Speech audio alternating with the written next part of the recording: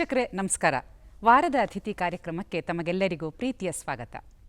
ಮಾನವ ಇತಿಹಾಸವನ್ನು ಗಮನಿಸಿದರೆ ಒಂದೆಲ್ಲ ಒಂದು ರೀತಿಯ ರೋಗ ರುಜಿನಗಳು, ಸಾಂಕ್ರಾಮಿಕಗಳು ಅನಾದಿ ಕಾಲದಿಂದಲೂ ಕಾಡುತ್ತಲೇ ಬಂದಿದೆ.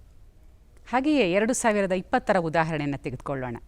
ಇಡೀ ಜಗತ್ತೇ ತಲ್ಲಣಗೊಂಡಿತ್ತು. ಅದಕ್ಕೆ ಕಾರಣ ಅಂತಂದರೆ ಸಾಂಕ್ರಾಮಿಕ ರೋಗ. ಅದನ್ನು ಉಂಟು ಮಾಡಿದ್ದು ಯಾವುದು? ಕಣ್ಣಿಗೆ ಕಾಣದಂತಹ ಅತ್ಯಂತ ಸೂಕ್ಷ್ಮವಾದ ವೈರಸ್. ಈಗ ಅದಕ್ಕೆ ಲಸಿಕೆ ಬಂದಿದೆ ಅನ್ನುವಂಥದ್ದು ಸಮಾಧಾನವನ್ನು ನೀಡುವ ವಿಷಯವೇ ಸರಿ. ಆದರೆ ಆ ವೈರಸ್ನ ಪತ್ತೆಯಿಂದ ಲಸಿಕೆಯ ತನಕ ನಡೆದು ಬಂದಂತಹ ಹಾದಿ ಅದೇನಿದೆ ಅದು ನಿಜಕ್ಕೂ ಅತ್ಯಂತ ಪರಿಶ್ರಮವಾದಂಥದ್ದು, ಕಠಿಣವಾದಂಥದ್ದು. ಆ ವೈರಸ್ನ ಪತ್ತೆ, ಅದರ ಲಕ್ಷಣಗಳು, ರಚನೆ, ಅದು ಉಂಟು ಮಾಡುವಂತಹ ಪರಿಣಾಮ ಹಾಗೂ ಲಸಿಕೆಯನ್ನು ಕಂಡುಹಿಡಿಯುವಂತಹ ವಿಧಾನ ಇದೆಯಲ್ಲ, ಇದಕ್ಕೆ ನಿರಂತರವಾದಂತಹ ಪರಿಶ್ರಮ ಮತ್ತು ಅಧ್ಯಯನ ಬೇಕಾಗುತ್ತೆ. ಇಂತಹ ಕ್ಷೇತ್ರದಲ್ಲಿ ತಮ್ಮನ್ನು ತಾವು ತೊಡಗಿಸಿಕೊಂಡಂತಹ ಅನೇಕ ವಿಜ್ಞಾನಿಗಳು, ವೈದ್ಯರು ಏನಿದ್ದಾರೆ ಅವರು ಬೆಳಕಿಗೆ ಬರೋದೇ ಇಲ್ಲ. ಹಾಗೆ ನೋಡಿದರೆ ಯಾವುದೇ ರೀತಿಯ ಸದ್ದು ಗದ್ದಲವಿಲ್ಲದೆ ತೆರೆಯ ಮರೆಯಲ್ಲಿ ಶ್ರಮಿಸುವಂತಹ ಕಾಯಕಯೋಗಿಗಳು ಇವರು. ಅಂಥವರನ್ನು ಗುರುತಿಸೋದು, ಪರಿಚಯಿಸೋದು ಮತ್ತು ಅವರಿಂದ ಸ್ಫೂರ್ತಿಯನ್ನು ಪಡೆಯುವಂತಹ ನಮ್ಮ ಕಾರ್ಯಕ್ರಮ ವಾರದ ಅತಿಥಿ.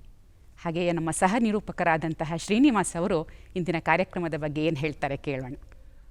ಹೌದು ವೀಕ್ಷಕರೇ, ಡಾಕ್ಟರ್ ಚೈತ್ರ ಅವರು ಹೇಳಿದಾಗೆ ಅನಾದಿ ಕಾಲದಿಂದಲೂ ಬಂದಂಥ ಈ ವೈರಾಣುಗಳೇನಿದೆಯಲ್ಲ, ಇದರ ಬಗ್ಗೆ ಯೋಚನೆ ಮಾಡಿದಾಗ ತುಂಬ ಜನ ನಮಗೇನು ಹೇಳ್ತಾರೆ, ವೈರಸ್ನಂಥ ಪರಿಣಾಮ ನಮ್ಮ ದೇಹದ ಮೇಲೆ ಆದಾಗ ನಿಮ್ಮ ರೋಗ ನಿರೋಧಕ ಶಕ್ತಿ ಕಡಿಮೆ ಇದೆ, ಅದು ಜಾಸ್ತಿ ಮಾಡಿಕೊಂಡ್ರೆ ನಿಮಗೆ ಏನೂ ಪರಿಣಾಮ ಮಾಡಲ್ಲ ಅಂತ ಹೇಳ್ತಾರೆ. ಹಾಗಿದ್ರೆ ಅದನ್ನು ತಡೆಗಟ್ಟೋದು ಹೇಗೆ? ಆದರೆ ಅದಕ್ಕೆ ಯಾವ ರೀತಿಯಾದಂಥ ಚಿಕಿತ್ಸೆಯನ್ನು ಪಡಿಬೇಕು? ನಿಜವಾಗ್ಲೂ ಇದು ಈ ರೋಗ ನಿರೋಧಕ ಶಕ್ತಿಯನ್ನು ಹೆಚ್ಚಿಸ್ಕೊಂಡಿರೋದ್ರಿಂದ ಯಾವುದು ತೊಂದರೆ ಆಗೋದಿಲ್ವಾ? ಈ ಎಲ್ಲ ಗೊಂದಲಗಳು ನಮ್ಮೊಳಗಡೆ ಕಾಡ್ತಾ ಹೋಗುತ್ತೆ. ಹಾಗಿದ್ಮೇಲೆ ಇದಕ್ಕೆ ಸರಿಯಾದ ಉತ್ತರಗಳು ಎಲ್ಲಿಂದ ಸಿಗುತ್ತೆ? ಆ ಎಲ್ಲ ಉತ್ತರಗಳ ಒಂದಷ್ಟು ವಿಷಯಗಳನ್ನು ನಾವು ಇವತ್ತಿನ ಸಂಚಿಕೆಯಲ್ಲಿ ನಮ್ಮ ಅತಿಥಿಯ ಜೊತೆಗೆ ಮಾತನಾಡ್ತೀವಿ. ಹಾಗಿದ್ರೆ ಆಗ್ಲಿಂದ ನಾವಿಬ್ಬರೂ ಕೂಡ ಅತಿಥಿ ಅಂತ ಹೇಳ್ತಾನೆ ಇದ್ದೀವಿ. ಆ ಅತಿಥಿ ಯಾರು? ಆ ಅತಿಥಿಯ ಒಂದು ಸಣ್ಣ ಪರಿಚಯ ಇವಾಗ ನೋಡ್ಕೊಂಡು ಬರೋಣ ಬನ್ನಿ.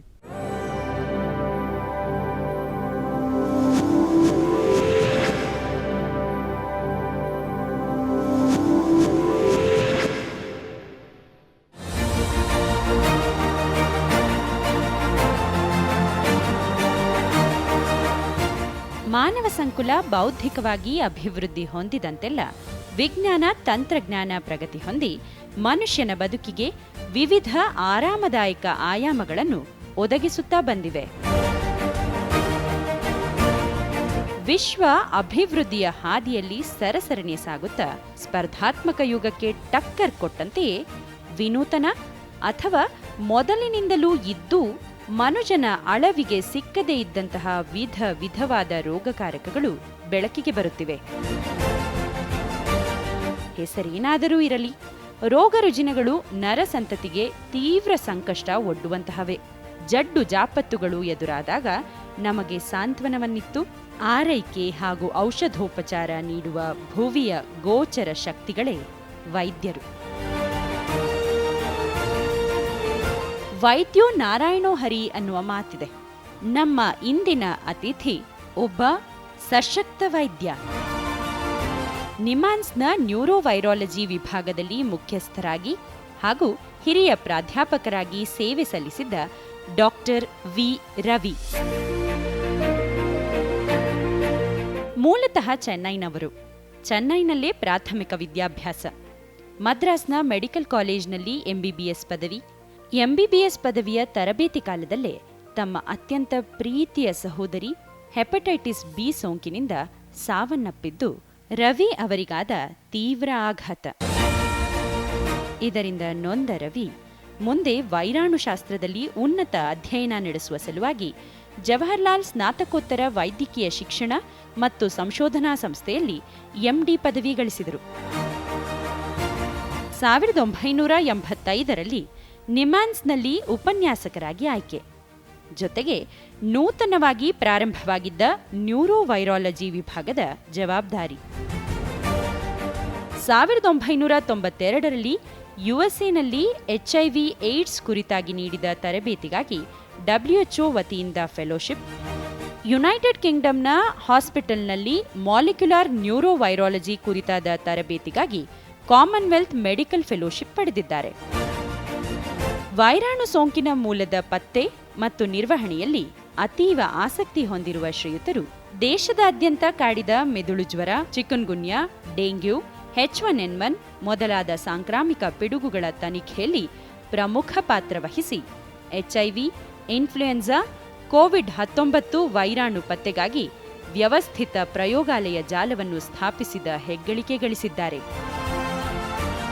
ಕೋವಿಡ್-19 ಪಿಡುಗಿನ ಸಂದರ್ಭದಲ್ಲಿ ರಾಜ್ಯ ಮತ್ತು ರಾಷ್ಟ್ರ ಮಟ್ಟದಲ್ಲಿ ತಾಂತ್ರಿಕ ಸಹಾಯ ಹಾಗೂ ಮಾರ್ಗದರ್ಶನದ ಜೊತೆಗೆ ICMR ವತಿಯಿಂದ 160 ಪ್ರಯೋಗಾಲಯಗಳ ಸ್ಥಾಪನೆಯ ಗುರುತರ ಹೊಣೆ ಇವರದ್ದಾಗಿತ್ತು.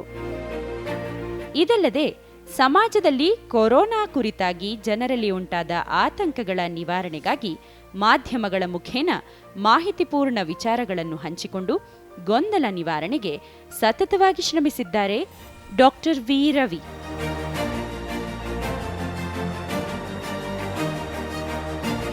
MBBS, MD, FAMS, FASC, FAST, MH ಪದವೀಧರರಾದ ಡಾಕ್ಟರ್ ವಿ. ರವಿ ಇದೀಗ ಕರ್ನಾಟಕ ಸರ್ಕಾರದ ಸಾರ್ಸ್ ಮತ್ತು ರೂಪಾಂತರ ಕೊರೋನಾ ವೈರಸ್ ವಂಶವಾಹಿ ದೃಢೀಕರಣದ ನೋಡಲ್ ಅಧಿಕಾರಿ.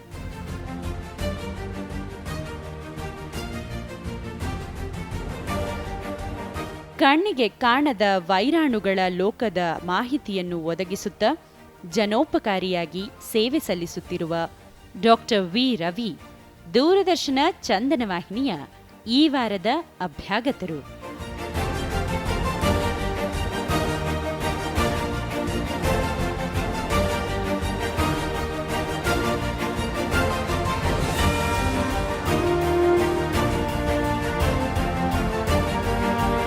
ಓಕೆ ವೀಕ್ಷಕರೇ, ನೋಡಿದ್ರಲ್ಲ, ನಮ್ಮ ಈ ವಾರದ ಅತಿಥಿಯಾಗಿ ಡಾಕ್ಟರ್ ರವಿ ವಿ ನಮ್ಮ ಜೊತೆಗೆ ಬಂದಿದ್ದಾರೆ. ವೈರಾಣು ಕ್ಷೇತ್ರದಲ್ಲಿ ತಮ್ಮದೇ ಆದಂಥ ಸಾಧನೆಯನ್ನು ಗೈದು ಕಳೆದ 4 ದಶಕಗಳಿಂದ ಮಾಡಿರುವಂಥ ಕಾರ್ಯವೈಖರಿಯ ಬಗ್ಗೆ ಒಂದು ಮೆಚ್ಚುಗೆಯನ್ನು ಸೂಚಿಸ್ತಾ ಈ ಸಂಚಿಕೆಗೆ ಅತ್ಯಂತ ಗೌರವದಿಂದ ಬರಮಾಡ್ಕೊಳ್ತಾ ಇದ್ದೀನಿ.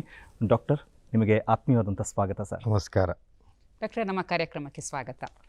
ನಾನು ನಿಮ್ಮ ಕೇಂದ್ರಕ್ಕೆ ಆಭಾರಿಯಾಗಿದ್ದೀನಿ. ನನ್ನನ್ನು ಈ ಕಾರ್ಯಕ್ರಮಕ್ಕೆ ಆಹ್ವಾನಿಸಿದ್ದಕ್ಕೆ I feel very proud. Thank you sir. ತುಂಬ ಧನ್ಯವಾದಗಳು. Thank you sir. Thank you. ಡಾಕ್ಟ್ರೆ, ಈಗ ನಿಮ್ಮ ಹತ್ರ ಒಂದು ತುಂಬ ಸ್ವಾರಸ್ಯಕರವಾದಂತಹ ವಿಷಯದೊಂದಿಗೆ ಆ ಕಾರ್ಯಕ್ರಮವನ್ನು ಆರಂಭಿಸ್ತಾ ಇದ್ದೀವಿ. Doctor V. ರವಿ ಅನ್ನುವಂಥದ್ದು ನಿಮ್ಮ ಹೆಸರು. ಆದರೆ ನಿಮ್ಮ ಕ್ಷೇತ್ರದಲ್ಲಿ, ವೈದ್ಯಕೀಯ ಕ್ಷೇತ್ರದಲ್ಲಿ ನಿಮ್ಮನ್ನು ಕರೆಯೋದು ವೈರಸ್ ರವಿ ಅಂತಾನೆ. ವೈರಸ್ ಅಂದ ತಕ್ಷಣ ನಮಗೆ ತುಂಬ ಹೆದರಿಕೆ ಆಗುತ್ತೆ. ಈಗ ತಮ್ಗೆ ಈಗಾಗಲೇ ಗೊತ್ತಿರೋ ಹಾಗೆ ವೈರಸ್ ಅಂದರೆ ಹೆದರಿ ನಡುಗುವಂತಹ ಸಂದರ್ಭದಲ್ಲಿ ನಾವಿದ್ವಿ. ಹಾಗೂ ಜನ ಈಗಲೂ ಕೂಡ ವೈರಸ್ ಅಂದರೆ ಹೆದರುತ್ತಾರೆ.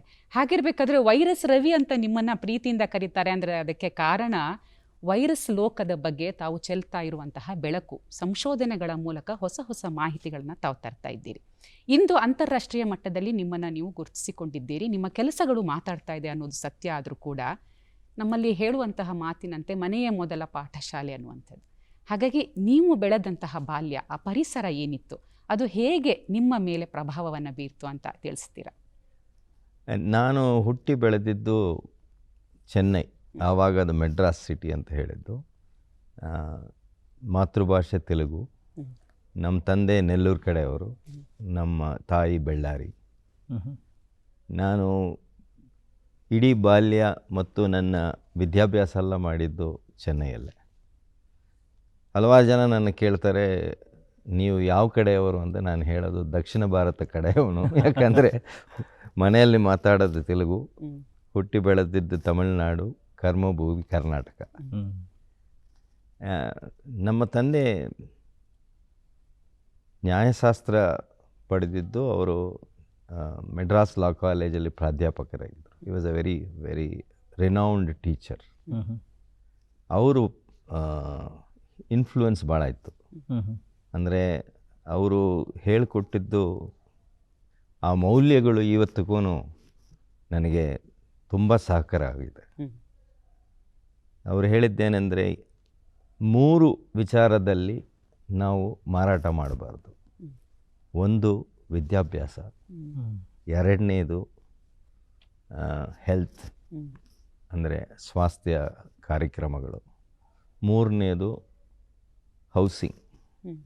ಇದೆಲ್ಲ ಬೇಸಿಕ್ ನೀಡ್ಸ್. ಸೊ ಅದೊಂದು ಭಾಳ ಒಂದು ಇನ್ಫ್ಲೂಯೆನ್ಸ್ ಇತ್ತು. ಅದೇ ರೀತಿ ನಮ್ಮ ತಾಯಿಯಿಂದ ನಾನು ಪಡೆದಿದ್ದು, ಯಾವುದೇ ಮಾಡಿದ್ರೇನು ಶ್ರದ್ಧೆಯಿಂದ ಮಾಡಬೇಕು, ಉತ್ಸಾಹದಿಂದ ಮಾಡಬೇಕು. Sincerity and passion both are important. So ನಾವು 5 ಅಣ್ಣನ ತಮ್ಮಂದರು. ಲಾಸ್ಟಾಗಿ ನನಗೆ ಒಂದು ತಂಗಿ ಇದ್ಲು. So I had a very very enjoyable childhood. ಸುರಕ್ಷಿತವಾಗಿ ಬೆಳೆದಿದ್ದೆ ನಾನು. ಸೊ ಆ ಇನ್ಫ್ಲುಯೆನ್ಸು, ಪರಿವಾರದ ಒಂದು ಆ ಇನ್ಫ್ಲುಯೆನ್ಸ್ ಇದೆ ನೋಡಿ, that I think carried me through the last 65 years. ಈಗ ವೈರಸ್ ರವಿ ಅಂತ ಹೇಳೋದು ಒಂದು ಕಡೆ ಆದರೆ, ನಿಮ್ಮ ಇನ್ಷಿಯಲ್ ಕೂಡ ವಿ. ಸೊ ವೈರಾಲಜಿ ತೊಗೊಂಡಿದ್ದೀರಾ, ಅಲ್ಲಿ ವಿ. ಮತ್ತು ಆ ಕ್ಷೇತ್ರದಲ್ಲಿ ಸಾಧನೆ ಮಾಡಿರೋದು ವಿಕ್ಟ್ರಿ, ಅಲ್ಲೂ ಕೂಡ ವಿ ಇದೆ. ಸೊ ಹೀಗೆ ಎಲ್ಲ ವಿಗಳ ಮಧ್ಯದಲ್ಲೂ ಕೂಡ ಮನೆಯ ಮೊದಲ ಪಾಠಶಾಲೆ ಅನ್ನೋ ಹಾಗೆ ಅಪ್ಪ ಅಮ್ಮನ ಪಾತ್ರ ನೀವು ಹೇಳಿದ್ರಿ. ಆದರೆ ನಾವು ಶೈಕ್ಷಣಿಕವಾಗಿ ಕಲಿಬೇಕು ಅಂತ ಹೇಳಿದಾಗ ಶಾಲೆ, ಕಾಲೇಜು ಈ ಎಲ್ಲ ಹಂತಗಳನ್ನು ಮೀರಬೇಕು. ನಿಮ್ಮ ಬದುಕಿನಲ್ಲಿ ಇದು ಶಾಲೆ ಅಂದಾಗ, ಶಿಕ್ಷಣ ಅಂದಾಗ ಎಷ್ಟು ಮುಖ್ಯವಾದಂಥ ಪಾತ್ರ ವಹಿಸಿತ್ತು? ಬಹಳ ಮುಖ್ಯವಾದ ಒಂದು ಪಾತ್ರ. ನಾನು ಓದಿದ್ದು ಮೆಡ್ರಾಸ್ ಕ್ರಿಶ್ಚಿಯನ್ ಕಾಲೇಜ್ ಸ್ಕೂಲ್ ಅಂತ. ಅದು ನಮ್ಮ ದೇಶದಲ್ಲಿ the second English medium school started in 1827. ಅಂದರೆ ಬ್ರಿಟಿಷರು ನಮ್ಮ ಫಸ್ಟ್ ಬಂದಿದ್ದು ಚೆನ್ನೈಗೆ, ಅಲ್ಲಿ ಫೋರ್ಟ್ ಸ್ಥಾಪನೆ ಮಾಡಿದರು. ಅವ್ರ ಮಕ್ಕಳಿಗೋಸ್ಕರ ಅವರು ಒಂದು ಆಂಗ್ಲ ಮೀಡಿಯಮಲ್ಲಿ ಒಂದು ಸ್ಕೂಲ್ ಶುರು ಮಾಡಿದ್ರು, ಸೆಂಟ್ ಜಾರ್ಜಸ್ ಸ್ಕೂಲ್, ನಮ್ಮ ಮನೆ ಹತ್ರ. ಅದು ಎರಡನೇದು ಈ ಸ್ಕೂಲು. ಇದು ನಮ್ಮ ಅಜ್ಜ, ಮುತ್ತಜ್ಜ, ಆಮೇಲೆ ನಾವು 5 ಜನರು ಅಲ್ಲೇ ಓದಿದ್ದು. ಸೊ ಆ ಸ್ಕೂಲಲ್ಲಿ ಭಾಳ ಒಳ್ಳೆ ಶಿಕ್ಷಣ ಕೊಡ್ತಾಯಿದ್ರು. ಅದನ್ನ ಜೊತೆಗೆ ಮೌಲ್ಯಗಳು. One of the greatest qualities imbibe ಮಾಡಿದ್ದೇನೆಂದರೆ ನಮ್ಮ ಶಾಲೆಯಲ್ಲಿ freedom of expression, freedom of action. ಹೌದು. ಬಟ್ ಅದೇ ಸಮಯದಲ್ಲಿ ಅವ್ರು ಹೇಳ್ಕೊಟ್ಟಿತ್ತು, with freedom comes a great sense of responsibility. ಎಲ್ಲದಕ್ಕೂ ನಾವು ಒಂದು there is a price for everything. The price for freedom is responsibility. ಅವರು ಓವರ್ ಆಲ್ ಡೆವಲಪ್ಮೆಂಟ್ ಮೇಲೆ ತುಂಬ ಕಾನ್ಸಂಟ್ರೇಟ್ ಮಾಡಿದರು. ಅಂದರೆ ನಮಗೆ ನಮ್ಮ ಶಾಲೆಯಲ್ಲಿ there were some unique things. Carpentry, ಸ್ಪೋರ್ಟ್ಸಿಗೆ ಭಾಳ ಪ್ರಾಮುಖ್ಯತೆ ಕೊಡ್ತಾಯಿದ್ರು. Over all development, debating. ನಮ್ಮ ಶಾಲೆಯಲ್ಲಿ we use to have a moot court. ಅಂದರೆ ಯಾವುದೋ ಒಂದು ಹುಡುಗ ಏನೋ ತಪ್ಪು ಮಾಡಿದ್ರೆ ಅವನ್ನ ಟ್ರಯಲ್ ಮಾಡಿ ಅವನಿಗೆ ಶಿಕ್ಷಣೆ ವಿಧಿಸೋದನ್ನು ಸ್ಟೂಡೆಂಟ್ಸೇ. Okay. So there used to be a prosecutor, there used to be a defence lawyer. So ಈ ಥರ all these things had a tremendous influence on overall development. ಅದನ್ನ ಜೊತೆಗೆ ಇನ್ನೊಂದು ಭಾಳ ಮುಖ್ಯ, ನಾನು ಭಾಳ ಎಂಜಾಯಬಲ್ ಎಕ್ಸ್ಪೀರಿಯನ್ಸ್ ಸ್ಕೂಲಲ್ಲಿ ಅಂದರೆ, ಪ್ರತಿ ವರ್ಷವೂ ರಿಸಲ್ಟ್ ಕೊಡೋ ದಿವಸ, ಯೂಶ್ವಲಿ ಏಪ್ರಿಲಲ್ಲಿ ಬರುತ್ತೆ ಅದು, ನಮ್ದೆಲ್ಲ teak wood furniture waxing day ಅಂತ ಇತ್ತು. ಓಕೆ. ಎಮರಿ ಪೇಪರ್ ಕೊಡ್ತಾ ಇದ್ರು, ಹಳೆ ಬಟ್ಟೆ ತೊಗೊಂಡೋಗ್ಬೇಕು, ಅವರು ವ್ಯಾಕ್ಸ್ ಕೊಡೋರು. Okay. So when you leave the class, ಅದನ್ನು ಫುಲ್ ಪಾಲಿಷ್ ಮಾಡಿ ಶೈನಿಂಗ್ ಆಗಿ ಬಿಟ್ಟು ಹೋಗ್ಬೇಕು. ವಾವ್, ಗುಡ್ ಥಾಟ್ ಅಲ್ಲ. ಸೊ ಈ ಥರ I had a lot of, and we had Scottish missionaries. ನಮಗೆ ಆಂಗ್ಲವೇ ಇರಲಿ, ಅರಿಥ್ಮೆಟಿಕೇ ಇರಲಿ, ಮ್ಯಾಥಮೆಟಿಕ್ಸೇ ಇರಲಿ, ಸೈನ್ಸೇ ಇರಲಿ, ದೇವರ್ hour teachers along with Indian teachers also. Okay. I think this school had a very tremendous influence on my thinking and my future life. Okay. ಹೀಗೆ ಮನೆಯಲ್ಲಿ ಒಂದು ಸುರಕ್ಷಿತವಾದಂತಹ ವಾತಾವರಣ ಇತ್ತು, ಹಾಗೆಯೇ ಶಾಲೆಯಲ್ಲಿ ಈ ರೀತಿಯ ಮೌಲ್ಯಗಳ ಶಿಕ್ಷಣ ನಿಮಗೆ ಸಿಕ್ತು ಅನ್ನೋದು ಸರಿ. ಆದರೆ ವೈದ್ಯಕೀಯ ಕ್ಷೇತ್ರಕ್ಕೆ ಬರಬೇಕು ಅಂತ ನಿಮಗೆ ಆ ಒಂದು ಆಸಕ್ತಿ ಮೂಡಿದ್ದು ಹೇಗೆ? ಅದರಲ್ಲೂ ನನ್ನ ಮತ್ತೊಂದು ಪ್ರಶ್ನೆ ಏನು ಅಂತಂದರೆ, ಈ ವೈರಾಲಜಿ ಅಂದರೆ ವೈರಾಣುಗಳನ್ನು ಅಧ್ಯಯನ ಮಾಡುವಂತಹ ಶಾಸ್ತ್ರಕ್ಕೆ ನೀವು ಬರಲಿಕ್ಕೆ ಏನು ಕಾರಣ ಆಯಿತು? ನಿಜ ಹೇಳಬೇಕಾದ್ರೆ, ನಾನು ಸ್ಕೂಲಲ್ಲಿ ಓದುವಾಗ ನನಗೆ ಸ್ಪೋರ್ಟ್ಸ್ ಬಿಟ್ಟು ಬೇರೆ ಯಾವ್ದು ಮೇಲೇನು ಕಾನ್ಸಂಟ್ರೇಟ್, ಆಟದ ಕಡೆನೇ ಗಮನ. ಕ್ರಿಕೆಟು, ಬಾಸ್ಕೆಟ್ಬಾಲು, ಅದೇ full life. So 11th standard ತನಕನೂ ನಾನು ಅಷ್ಟೇನು, ಎಷ್ಟು ಬೇಕೋ ಅಷ್ಟು ಓದ್ತಾ ಇರೋದು, ಪಾಸ್ ಆಗೋಕ್ಕೆ ಎಷ್ಟು ಮಾರ್ಕ್ ಬೇಕೋ ಅಷ್ಟು ತೊಗೊಳ್ತಾ ಇದ್ದೆ. ಬೈ 10th ಸ್ಟ್ಯಾಂಡರ್ಡ್, ಆವಾಗ 11th ಸ್ಟ್ಯಾಂಡರ್ಡ್ ಇತ್ತು, +2 ಇರಲಿಲ್ಲ. ಸೊ 10th ಸ್ವಲ್ಪ ಸೀರಿಯಸ್ ಆದೆ. ಆವಾಗ ಸೈನ್ಸಲ್ಲಿ ತುಂಬ ಇಂಟ್ರೆಸ್ಟ್ ಇತ್ತು. ಮ್ಯಾಥ್ಸ್ ಅಂದರೆ ಭಾಳ ಹೆದರಿಕೆ, ಗಣಿತಶಾಸ್ತ್ರ ಹೆದರಿಕೆ ಇತ್ತೇವೇನ, ಅದೇನೋ ಅದ್ರ ಮೇಲೆ ಆಸಕ್ತಿ ಇರಲಿಲ್ಲ ನನಗೆ. So I somehow felt science is stream. So ಸೈನ್ಸಲ್ಲಿ ಒಳ್ಳೆ ಮಾರ್ಕ್ಸ್ ಸ್ಕೋರ್ ಮಾಡಿದ್ದಕ್ಕೆ, ಇನ್ಫ್ಯಾಕ್ಟ್ ನಮ್ಮ ತಂದೆಗೆ I think I was the most troublesome child, because ಅವರು all children were doing well. Till 10th I was not at all serious about studies. ಅವರು ಈ was ಸ್ವಲ್ಪ ಆಶ್ಚರ್ಯಪಟ್ಟರು ನನ್ನ ಮಾರ್ಕ್ ನೋಡಿ SSLCಯಲ್ಲಿ. ಓಕೆ. ಸೊ ಅವರು ಏನು ಮಾಡಬೇಕು ಮುಂದೆ ಅಂತ ಹೇಳಿ. ಆವಾಗ ನನಗೆ ಅಷ್ಟು ಗೊತ್ತಿರಲಿಲ್ಲ. ನೀವು ಹೇಳಿ ಅಂದೆ. ಇಲ್ಲ, ನೀವು ಮೆಡಿಸನ್ ಮಾಡಿ, ಸೈನ್ಸಲ್ಲಿ ನಿನಗೆ ತುಂಬ ಇಂಟ್ರೆಸ್ಟ್ ಇದೆ ಅಂತ ಹೇಳಿದ್ರು. ನಮ್ಮ ಎಲ್ಡೆಸ್ಟ್ ಬ್ರದರ್ ದೊಡ್ಡಣ್ಣನೂ ಆಲ್ರೆಡಿ ಮೆಡಿಸನಲ್ಲಿದ್ದ. He had a tremendous influence on me. ನನಗೆ ಮನೆಯಲ್ಲೇ ಪರ್ಸನಲ್ ಮೆಂಟರ್ ಅಂದರೆ ನಮ್ಮ ದೊಡ್ಡಣ್ಣ ಡಾಕ್ಟರ್ ಕುಮಾರಸ್ವಾಮಿ ಅಂತ. he is no more now, but he was kind of very affectionate and he guided me through my career. ನಾನು MBBS ಸೇರಿ Madras medical ಕಾಲೇಜಲ್ಲಿ ಇಂಟರ್ನ್ಶಿಪ್ಪಲ್ಲಿರುವಾಗ ನನ್ನ ತಂಗಿ ಪದ್ಮಲೋಚನಿ 14 ವಯಸ್ಸು, ಅವಳಿಗೆ ಹೆಪಟೈಟಿಸ್ B ಕಾಯಿಲೆ ತಗೊಳ್ಕೊಂಡು. And it was a very dramatic illness. ಸಂಜೆ ನೋಡಿದೆ ನಾನು 5 ಗಂಟೆ 6 ಗಂಟೆಗೆ ನೈಟ್ ಡ್ಯೂಟಿಯಿಂದ ಬಂದೆ. ನಮ್ಮ ಅಣ್ಣ ಹೇಳ್ದ ನೋಡು ಅಂದರೆ ಐಸ್ ವೆರಿ ಎಲ್ಲೋ, ಜಾಂಡಿಸ್ ಇತ್ತು, ಜ್ವರ ಇತ್ತು. ನಾನು ತಿರ್ಗಾ ನೈಟ್ ಡ್ಯೂಟಿಗೆ ಹೋದೆ ವಾಪಸ್. 2 o'clock ಐ ಗಾಟ್ ಅ ಕಾಲ್, ಆಸ್ಪತ್ರೆಗೆ ಬನ್ನಿ ಅಂತ.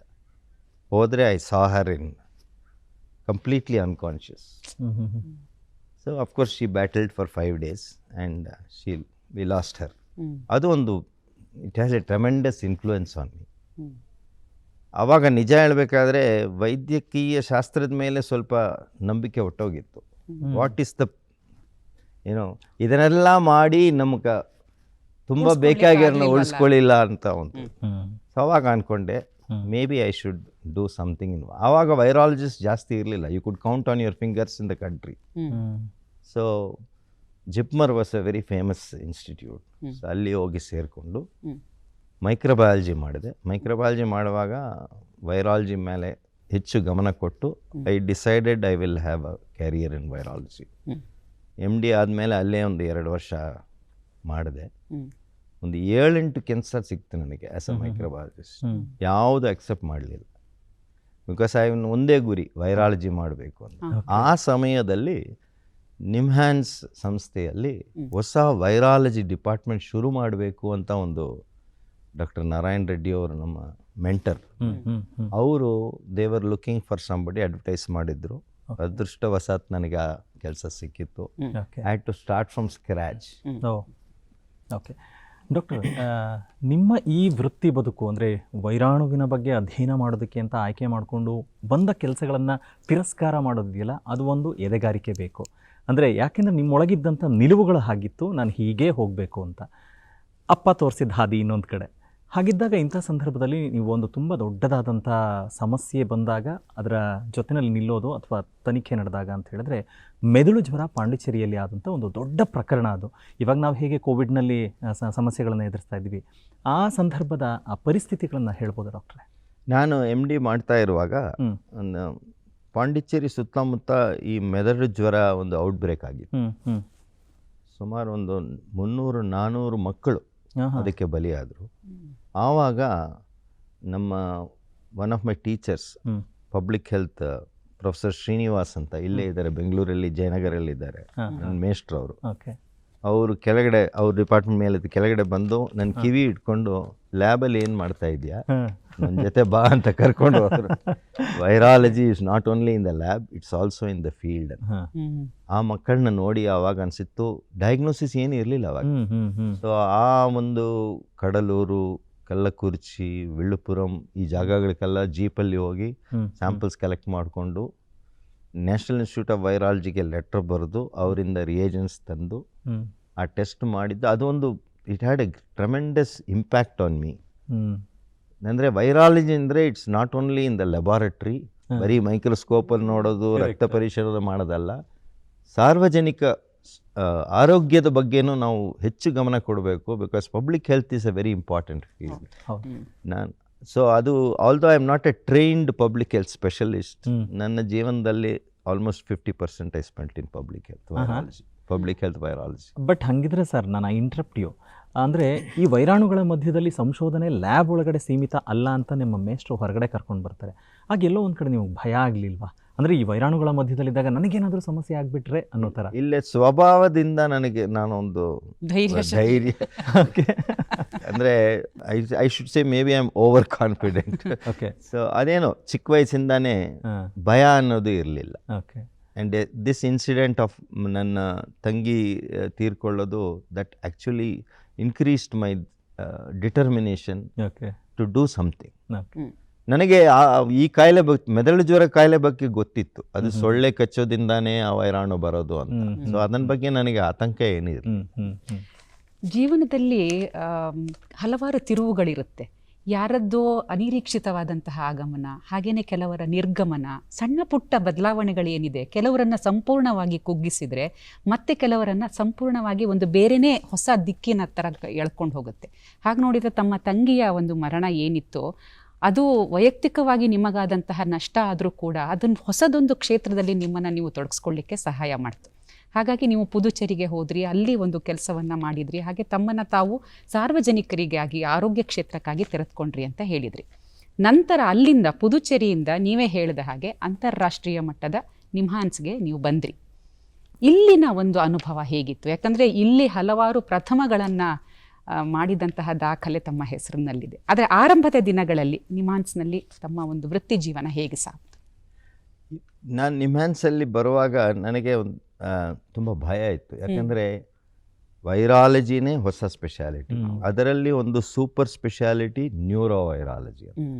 ಆದರೆ ಈ ಸಂಸ್ಥೆ ನನಗೆ ಕೊಟ್ಟಿರೋ ಪ್ರೋತ್ಸಾಹ ನಾನು ಈ ಕಾರ್ಯಕ್ರಮದಲ್ಲಿ I cannot describe it. So much of especially ನಮ್ಮ ಮೆಂಟರ್ ಆದಂಥ professor Narayan Reddy, madam Chandramukhi, she was microbiology professor. ಆದ್ರೇನು ಅವರು ವೈರಾಲಜಿ ಸೆಪರೇಟಾಗಿ ಬರಬೇಕು ಅಂತ ತುಂಬ ಪ್ರೋತ್ಸಾಹ ಕೊಟ್ಟರು. ಏನೂ ಇರಲಿಲ್ಲ, ಒಂದು ಟೇಬಲ್ ಚೇರ್ ಇತ್ತು, ಆದರೆ ಫಿಸಿಕಲ್ ಒಂದು ಸ್ಪೇಸ್ ಮಾಡಿ ಇಟ್ಟಿದ್ರು. ಅದನ್ನು ಡಿಸೈನ್ ಮಾಡೋದ್ರಿಂದ, ಎಕ್ವಿಪ್ಮೆಂಟ್ಸ್ ತರಿಸೋದ್ರಿಂದ ಎಲ್ಲನೂ ನನಗೆ ಪ್ರೋತ್ಸಾಹ ಕೊಟ್ಟರು. Doctor Narayan Reddy was A great visionary. ಅವ್ರು ಏನು ಮಾಡಿದರು, ಎಲ್ಲ ಡಿಪಾರ್ಟ್ಮೆಂಟಲ್ಲಿ ನೀವು ಸ್ವಲ್ಪ ಸ್ವಲ್ಪ ಹಣ ಈ ವರ್ಷ ವೈರಾಲಜಿಗೆ ಕೊಡಿ, ಆವಾಗ ಒಂದೇ ವರ್ಷದಲ್ಲಿ ಸ್ಟಾರ್ಟ್ ಮಾಡ್ಬೋದು. Those days 27 lakhs in one shot ನನಗೆ ಕೊಟ್ಟರು. ಇಡೀ ಭಾರತ ದೇಶದಲ್ಲಿ ಇರೋ national institute of virology, Vellore, Coonoor ಎಲ್ಲ ಹೋಗಿ ನೋಡ್ಕೊಂಡು ಬಂದು ಪ್ಲ್ಯಾನ್ ಮಾಡಿ ಕೊಟ್ಟು ಅವರು ಇಮಿಡಿಯೇಟ್ಲಿ ಅದನ್ನು ಸ್ಯಾಂಕ್ಷನ್ ಮಾಡಿ, so within a year start ಮಾಡಿದ್ವಿ. ಸ್ಟಾರ್ಟ್ ಮಾಡುವಾಗ ಇಲ್ಲಿ ನಮ್ಮ Indian institute of science, Tata ಇನ್ಸ್ಟಿಟ್ಯೂಟ್ಗೆ ಬರೂಚ್ ಬ್ಲಂಬರ್ಗ್ ಅಂತ ಒಂದು ನೋಬೆಲ್ ಲಾರೆಟ್ ಬಂದಿದ್ದರು. ಅವರು he was the man who discovered hepatitis B virus. ಹೇಗೆ ನೋಡಿ ಅಲ್ಲಿ ನಿಮ್ಮ ಇದೆಲ್ಲ ಇಸಿ there is all divine intervention ಕೈವಾಡ ಅಂತಾನೆ ಹೇಳಬಹುದು. ಹೌದು. ಸೊ ಅವ್ರು ಇಲ್ಲಿ ಬಂದು 6 months ಇಲ್ಲಿ ಲ್ಯಾಬಲ್ಲಿ ಕೆಲಸ ಮಾಡ್ತಾ ಇದ್ರೆ ನಾರಾಯಣ್ ರೆಡ್ಡಿ ಅವ್ರಿಗೆ ಹೇಳಿದೆ, ಸರ್ ಅವರೇ ನಮ್ಮ ಲ್ಯಾಬ್ ಇನಾಗ್ರೇಟ್ ಮಾಡಬೇಕು ಅಂದರೆ ಅವ್ರನ್ನ ಹೋಗಿ ಕೇಳಿಕೊಂಡು ದಟ್ಸ್ ಹೌ ವಿ ಸ್ಟಾರ್ಟೆಡ್. ಆವಾಗ ನಾನು ಹಲವಾರು ಜನನ ಕೇಳ್ತಾ ಇದ್ದೆ, ನ್ಯೂರೋ ವೈರಾಲಜಿ ಅಂದರೆ ನಿಮ್ಗೆ ಏನು ಬೇಕು, ವಾಟ್ ಶುಡ್ ಐ ಡೂ ಅಂದರೆ ಒಂದು we don't know whether we are going the right, you are at sea ಅಂತ ಹೇಳ್ತೀವಲ್ಲ, ಏನೂ ಇಲ್ಲ ನೀವು ಮಾಡಿದ್ದೆ ನ್ಯೂರೋ ವೈರಾಲಜಿ ಅಂತ. ಸೊ ಬಟ್ ಆ ಮೆದುಳು ಕಾಯಿಲೆ ಇನ್ವೆಸ್ಟಿಗೇಷನ್ ಒಂದು ನನಗೆ ತುಂಬ ಹೆಲ್ಪ್ ಆಯಿತು. ಇಲ್ಲಿನೂ ಸುಮಾರು ಮೆದುಳು ಜ್ವರ ಕೇಸ್ಗಳು ಬರ್ತಾಯಿತ್ತು. ಸೊ ಹಾಗೆ ಶುರು ಮಾಡಿದ್ದು. ಇಲ್ಲೊಂದು ಪ್ರಶ್ನೆಯನ್ನು ಕೇಳಬೇಕಾಗುತ್ತೆ, ಏನಂದರೆ ವೈರಸ್ಗಳು ಆ ಕಡೆ ಜೀವಂತ ಅಂತಲೂ ಹೇಳಲಿಕ್ಕೆ ಸಾಧ್ಯವಿಲ್ಲ, ಈ ಕಡೆ ನಿರ್ಜೀವ ಅಂತಲೂ ಹೇಳಲಿಕ್ಕೆ ಸಾಧ್ಯವಿಲ್ಲ ಅಂತ ಹೇಳಲಾಗುತ್ತೆ. ಈಗ ನೀವು ಹೇಳ್ತಿರೋ ಅಂಥದ್ದು ನ್ಯೂರೋ ವೈರಾಲಜಿ ಅಂತ ಹೇಳಿ, ಹಾಗಂದ್ರೆ ಏನು ಅರ್ಥ ಅಂದರೆ ನಮ್ಮ ವೀಕ್ಷಕರಿಗೆ ಮತ್ತು ನಮಗೆಲ್ಲರಿಗೂ ಅರ್ಥವಾಗೋ ರೀತಿಯಲ್ಲಿ ಹೇಳಕ್ಕೆ ಸಾಧ್ಯನಾ?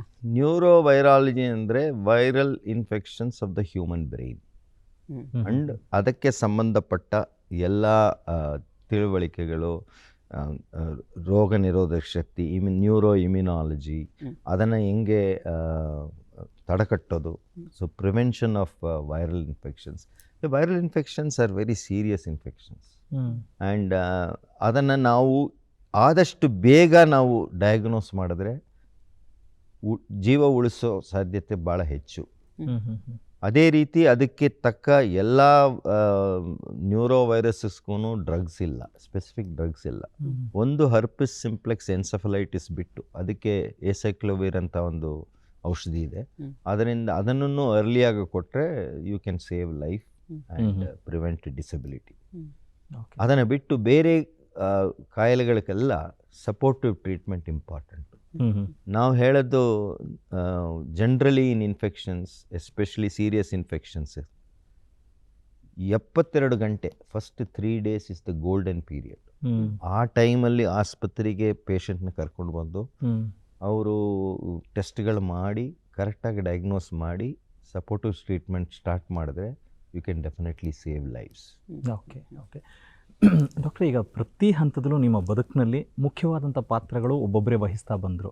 ಅಂದರೆ ನೀವು ಒಂದು ದೊಡ್ಡ ಮಟ್ಟದಲ್ಲಿ ವೈರಾಲಜಿಸ್ಟ್ ಆಗೋದಕ್ಕೆ ಅಂತ ತಂದೆ ತಾಯಿ ಹೇಳಿದ ಮಾತಿರ್ಬೋದು, ಸ್ಕೂಲಿಂಗ್ ಇರ್ಬೋದು, ಕಾಲೇಜಿಗೆ ಬಂದಾಗ, ಜೊತೆಗೆ ನೀವು ಕೆಲಸ ಆಯ್ಕೆ ಮಾಡಿಕೊಂಡು ನಿಮ್ಮ ಹ್ಯಾಂಡ್ಸಿಗೆ ಬಂದಾಗ ಫ್ರಮ್ ದ ಸ್ಕ್ರ್ಯಾಚ್ ಅನ್ನೋ ರೀತಿಯಲ್ಲಿ ಎಲ್ಲವನ್ನೂ ಕೂಡ ನಿಮ್ಮ ಮುಖೇನ ಆರಂಭ ಮಾಡಿದ್ದು.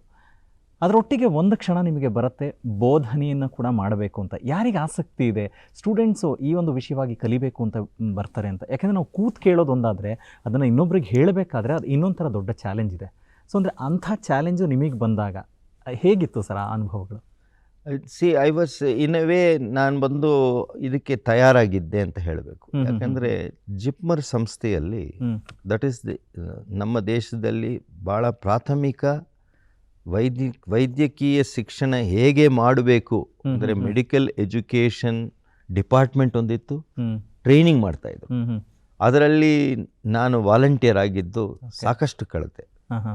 ಆಲ್ ಮೈ ಕಮ್ಯುನಿಕೇಷನ್ ಸ್ಕಿಲ್ಸ್, ಅಂದರೆ ಯಾವ ರೀತಿ ಮಾತಾಡಬೇಕು, ಯಾವ್ಯಾವ ಪಾಯಿಂಟ್ಸನ್ನ ಎಂಫಸೈಸ್ ಮಾಡಬೇಕು ಅನ್ನೋದು, ಯಾವ ರೀತಿ ಮಾಡಬೇಕು ಅನ್ನೋದನ್ನು ಅಲ್ಲಿ ಹೇಳಿಕೊಟ್ಟು. ಸೊ ಇಲ್ಲಿ ಬರುವಾಗ ಇದು ಒಂದು ಹೊಸ ಸಬ್ಜೆಕ್ಟಿಂದ everybody was interested, not only students, even my colleagues, everybody. ಇದೊಂದು ಹೊಸ ಸಬ್ಜೆಕ್ಟು. ಸೊ ನಾನು ಏನೇ ಹೇಳಿದ್ರೇನು ತುಂಬ ಅದನ್ನು ಇಂಟ್ರೆಸ್ಟ್ ಕಿವಿ ಕೊಟ್ಟು ನನ್ನ ಪ್ರೋತ್ಸಾಹಿಸಿ ಮಾಡಿದ್ದು. Over time I love teaching. ನನಗೆ ಭಾಳ ಮುಖ್ಯವಾದ ಒಂದು ಎಕ್ವಿಪ್ಮೆಂಟ್ ಯಾವುದು ಟೀಚಿಂಗ್ಗೆ ಅಂತ ಕೇಳ್ತಾರೆ ಇವತ್ತಿಗೂ, blackboard and chalk piece. ನಾನೆಲ್ಲೋ ನೀವು ಅತ್ಯಾಧುನಿಕವಾದಂತಹ ಇದೆಲ್ಲ ಇವತ್ತಿಗೂ the most inspiring piece of equipment for my research or any work is a blackboard and chalk piece. ಅದು ಭಾಳ ಮುಖ್ಯ ಅಂತ ನನ್ನ ಅಭಿಪ್ರಾಯದಲ್ಲಿ ಭಾಳ ಮುಖ್ಯ. ಈಗ ಸದ್ಯಕ್ಕೆ ವೈರಸ್ ಅಂತಂದರೆ ನಮ್ಮ ಮನಸ್ಸಿನಲ್ಲಿರೋದೆಲ್ಲ COVID-19 ಅಂತ. ಆದರೆ ಈ ಕಳೆದ 4 ದಶಕಗಳಲ್ಲಿ ನೀವು ಕೈಗೊಂಡಿರುವಂತಹ ಸಂಶೋಧನೆಗಳಲ್ಲಿ ಹಲವಾರು ವೈರಸ್ಗಳ ರಚನೆ, ಗುಣಲಕ್ಷಣ ಮತ್ತು ಅವಕ್ಕೆ ಬೇಕಾದಂತಹ ಲಸಿಕೆಯ ವಿರುದ್ಧ ಏನೇನನ್ನು ಮಾಡಬೇಕು ಅನ್ನುವಂಥದ್ದನ್ನು ತಾವು ಕಂಡುಹಿಡಿತಾ ಬಂದಿದ್ದೀರಿ. ಕೆಲವು ಮುಖ್ಯವಾದಂತಹ ವೈರಸ್ಗಳ ಬಗ್ಗೆ ತಿಳಿಸ್ಲಿಕ್ಕೆ ಸಾಧ್ಯ? ನಾನು ನಿಮ್ಹಾನ್ಸಲ್ಲಿ ಡಿಪಾರ್ಟ್ಮೆಂಟ್ ಸ್ಟಾರ್ಟ್ ಮಾಡೋಕ್ಕೆ ಕಾರಣ ಏನು ಅಂತ ಕೇಳಿದ್ರೆ, ನರವೈರಾಣು ವಿಭಾಗ ಏನಕ್ಕೆ ಅವರು ಸ್ಟಾರ್ಟ್ ಮಾಡಿದ್ರು ಅಂದರೆ 79-82 ಮಧ್ಯೆ ಕೋಲಾರ ಜಿಲ್ಲೆಯಲ್ಲಿ ಮೆದುಳು ಜ್ವರ ಭಾಳ ಹರಡ್ತಾ ಇತ್ತು. ಸುಮಾರು ಮಕ್ಕಳು, ನೂರಾಂತರ ಮಕ್ಕಳು ಬಂದು ಆವಾಗ ನಿಮ್ಹಾನ್ಸ್ ಆಸ್ಪತ್ರೆಯಲ್ಲಿ ಅಡ್ಮಿಟ್ ಆಗಿ ಎಲ್ಲ ವಾರ್ಡ್ಸು ಫುಲ್ ಆಗಿದ್ದರಿಂದ ಅವರು ಶುರು ಮಾಡಿದರು. ಸೊ ನಾನು ಇಲ್ಲಿ ಬಂದಿದ್ದು ನಾನು ಅಂದ್ಕೊಂಡೆ ಮೇಯ್ನ್ಲಿ ನಾವು ಮೆದುಳು ಜ್ವರ ಮೇಲೇ ಎಲ್ಲ ಮಾಡಬೇಕು ಅಂತ. ಬಂದಿದ್ದು 2 ವರ್ಷ ಒಳಗೆ HIV ಸೋಂಕು ಇಂಡಿಯಾದಲ್ಲಿ ಪತ್ತೆ ಆಯಿತು. ಆವಾಗ ನಾವು ಸೆಂಟ್ರಲ್ ಇನ್ಸ್ಟಿಟ್ಯೂಟ್ ಇರೋದ್ರಿಂದ, ಕೇಂದ್ರೀಯ ಸರ್ಕಾರದಿಂದ ನಿಮ್ಹಾನ್ಸಲ್ಲಿ ನೀವು ಟೆಸ್ಟಿಂಗು ಸರ್ವೆಲೆನ್ಸ್ ಶುರು ಮಾಡಿ. ಸೊ ಅದೊಂದು ಅವಕಾಶ ಸಿಕ್ಕಿತ್ತು. So that was also a pandemic. It is still a pandemic. ಅದಕ್ಕೆ ಇನ್ನೂ ಲಸಿಕೆಗಳಿಲ್ಲ, ಆದರೆ ಒಳ್ಳೆ ಔಷಧಿಗಳು ಬಂದಿದೆ ಅದನ್ನು ಕಂಟ್ರೋಲ್ ಮಾಡೋಕ್ಕೆ. So HIV gave a lot of prominence. ಅಂದರೆ ನಾನು ನ್ಯೂರಾಲಜಿಸ್ಟ್ ಜೊತೆಗೆ ಸ್ವಲ್ಪ ಫಿಸಿಷಿಯನ್ಸ್ ಜೊತೆಗೆ ನಾನು ಸಂಪರ್ಕ ಮಾಡಿಕೊಂಡು ಅವ್ರಿಗೆ ಬೇಕಾಗಿರೋ ಟೆಸ್ಟ್ಗಳು ಮಾಡ್ತಾ ಇದ್ದೆ. ಆದರೆ ಈ HIV ಅನ್ನೋದು ಎಲ್ಲ ಸ್ಪೆಷಾಲಿಟಿನೂ ಮುಟ್ಟಿತ್ತು. I started interacting with gynaecologist, with surgeons, with every speciality. That was a new challenge. ಸರಿ, ಈ 2 ಕಾರ್ಯಕ್ರಮಗಳು ಮಾಡ್ಕೊಂಡು ಹೋಗ್ತಾ ಇದ್ದರೆ ಬೈ 2000 ಇಂದ ನಿಮಗೆ ಗೊತ್ತಿದ್ದಂಗೆ this century of viral diseases. ಮೊದಲು ಸಾರ್ಸ್ ಬಂತು, ಆಮೇಲೆ ಚಿಕುನ್ಗುನ್ಯಾ ಪುನಃ ಮತ್ತೆ ಬಂತು. ಸೊ ಅದೆಲ್ಲ ಒಂದು everywhere diagnosis was needed. But 2009 H1N1 ಬಂತು. ಅದರಲ್ಲಿ 20 ವರ್ಷ ಅನುಭವನ ಒಂದು ಥರ ಒಂದು distilled experience was put to use. ಆವಾಗ ಇಡೀ ಕರ್ನಾಟಕ ರಾಜ್ಯಕ್ಕೆ ನಾವು ಒಂದೇ ಲ್ಯಾಬೊರೇಟರಿ ಇದ್ದಿದ್ದು. ಸೊ ನಿಯರ್ಲಿ 160 ಹೆಲ್ತ್ ಕೇರ್ ಫೆಸಿಲಿಟೀಸಿಂದ ಸ್ಪೆಸಿಮೆನ್ಸ್ ಬರ್ತಾ ಇತ್ತು. ಅದನ್ನು day and night scaling up ಮಾಡಿ testing, first time we went digital on reporting. So ಇದನ್ನು ಅದೊಂದು ದೊಡ್ಡ ಅವಕಾಶ ಇತ್ತು. But the biggest advantage of H1N1 ಹಂದಿ ಜ್ವರಕ್ಕೆ ಏನು ಅಂದರೆ ಒಂದು ಔಷಧಿ ಇತ್ತು, ಟ್ಯಾಮಿಫ್ಲೂ ಅಂತ. ಅದರಿಂದ we were able to control it. ಇನ್ನೊಂದು biggest advantage in a lighter vein, there was no social media. Oh yes. It's a double-edged weapon. Social media has done a lot of good. At the same time, social media ಅಲ್ಲಿ ಏನಾಗುತ್ತೆ ಅಂದರೆ ಯಾರೋ ಒಬ್ಬ ವ್ಯಕ್ತಿ, there are no students. ನಾನು ಹೇಳೋದು it's the world's largest unregulated university. ಹೌದು, ಎಲ್ಲರೂ ಪ್ರಾಧ್ಯಾಪಕರೇ ಅಲ್ಲಿ, ಸ್ಟೂಡೆಂಟ್ಸ್ ಇಲ್ಲ. Everybody gives their opinion. And in the ಏನಾಗುತ್ತೆ ಅಂದರೆ ಸಾಮಾನ್ಯ ಜನರಿಗೆ ಸ್ವಲ್ಪ ಕನ್ಫ್ಯೂಷನ್ ಆಗುತ್ತೆ, ಯಾವುದು ಸರಿ ಯಾವುದು ಸರಿ ಅಲ್ಲ ಅನ್ನೋದು ಗೊತ್ತಾಗುತ್ತೆ. ಹೌದು doctor. So then came H1N1. ಆಮೇಲೆ ಝೀಕಾ ಬಂತು. Zika fortunately did not spread much. And of course ನಾವು whole 40 years experience came in 1 year for COVID-19. Okay ಡಾಕ್ಟ್ರೆ, ಹಾಗಿದ್ರೆ ಇವಾಗ ಯಾವುದೇ ಒಂದು ಕೆಲಸಗಳನ್ನು ಮಾಡಬೇಕಾದ್ರೆ ನಿಗದಿತವಾದಂಥ ಸ್ಥಳದಲ್ಲೇ ಮಾಡಬೇಕು. ಈಗ ಫಾರ್ ಎಕ್ಸಾಂಪಲ್ ನಾವು ಕೂತಿದ್ದೀವಿ ಅಂತ ಹೇಳಿದ್ರೆ ಸ್ಟುಡಿಯೋ ಒಳಗಡೆ ಒಂದು ಇಂಟರ್ವ್ಯೂ ಮಾಡ್ತಾ ಅದನ್ನು ಹೊರಗಡೆಗೆ ಬ್ರಾಡ್ಕಾಸ್ಟ್ ಮಾಡುವಂಥದ್ದು, ಅಂದರೆ ಅದಕ್ಕೆ ಆದಂಥ ವ್ಯವಸ್ಥೆಗಳಿದೆ. ಹಾಗಿದ್ದಾಗ ನೀವು ವೈರಾಣುವಿನ ಮೇಲೆ ಸಂಶೋಧನೆ ಮಾಡಬೇಕು ಅಂತ ಹೇಳಿದಾಗ ಪ್ರಯೋಗಾಲಯನೇ ಯಾಕೆ ಬೇಕು? ಯಾಕೆ ಅಂಥದ್ದೊಂದು ಚೌಕಟ್ಟು ಒಳಗಡೆ ಅದನ್ನೆಲ್ಲ ಮಾಡಬೇಕಾಗತ್ತೆ? ಮೇಡಮ್ ಈಗಾಗಲೇ ಒಂದು ಪ್ರಶ್ನೆ ಕೇಳಿದ್ರು, ಬ್ಯಾಕ್ಟೀರಿಯಾಗೆ ವೈರಸ್ಗೆ ಭಾಳ ವ್ಯತ್ಯಾಸಗಳಿದೆ. ಬ್ಯಾಕ್ಟೀರಿಯಾಗಳನ್ನು ಬೆಳೆಯೋದು, ಅದನ್ನು ಕಂಡುಹಿಡಿಯೋದಕ್ಕೆ ಸುಮಾರು ಮೋರ್ ದೆನ್ 150 years ಇಂದ ಟೆಕ್ನಾಲಜಿ ಇವಾಲ್ವ್. ವೈರಸ್ಗಳು ಆರ್ಟಿಫಿಷಿಯಲ್ ಮೀಡಿಯಾ ಅಲ್ಲಿ ಬೆಳೆಯೋದಿಲ್ಲ. They grow only on a living substrate. Virus ಬೆಳಿಬೇಕಾದ್ರೆ ಅದಕ್ಕೆ ಇನ್ನೊಂದು ಜೀವಕಣ ಇರಬೇಕು, ಅದಿದ್ರೇನೆ ಬೆಳೆಯೋದು. ಆರ್ಟಿಫಿಷಿಯಲ್ ಮೀಡಿಯಾ ಅಲ್ಲಿ ಬೆಳೆಯೋದಿಲ್ಲ. So that requires enormous infrastructure.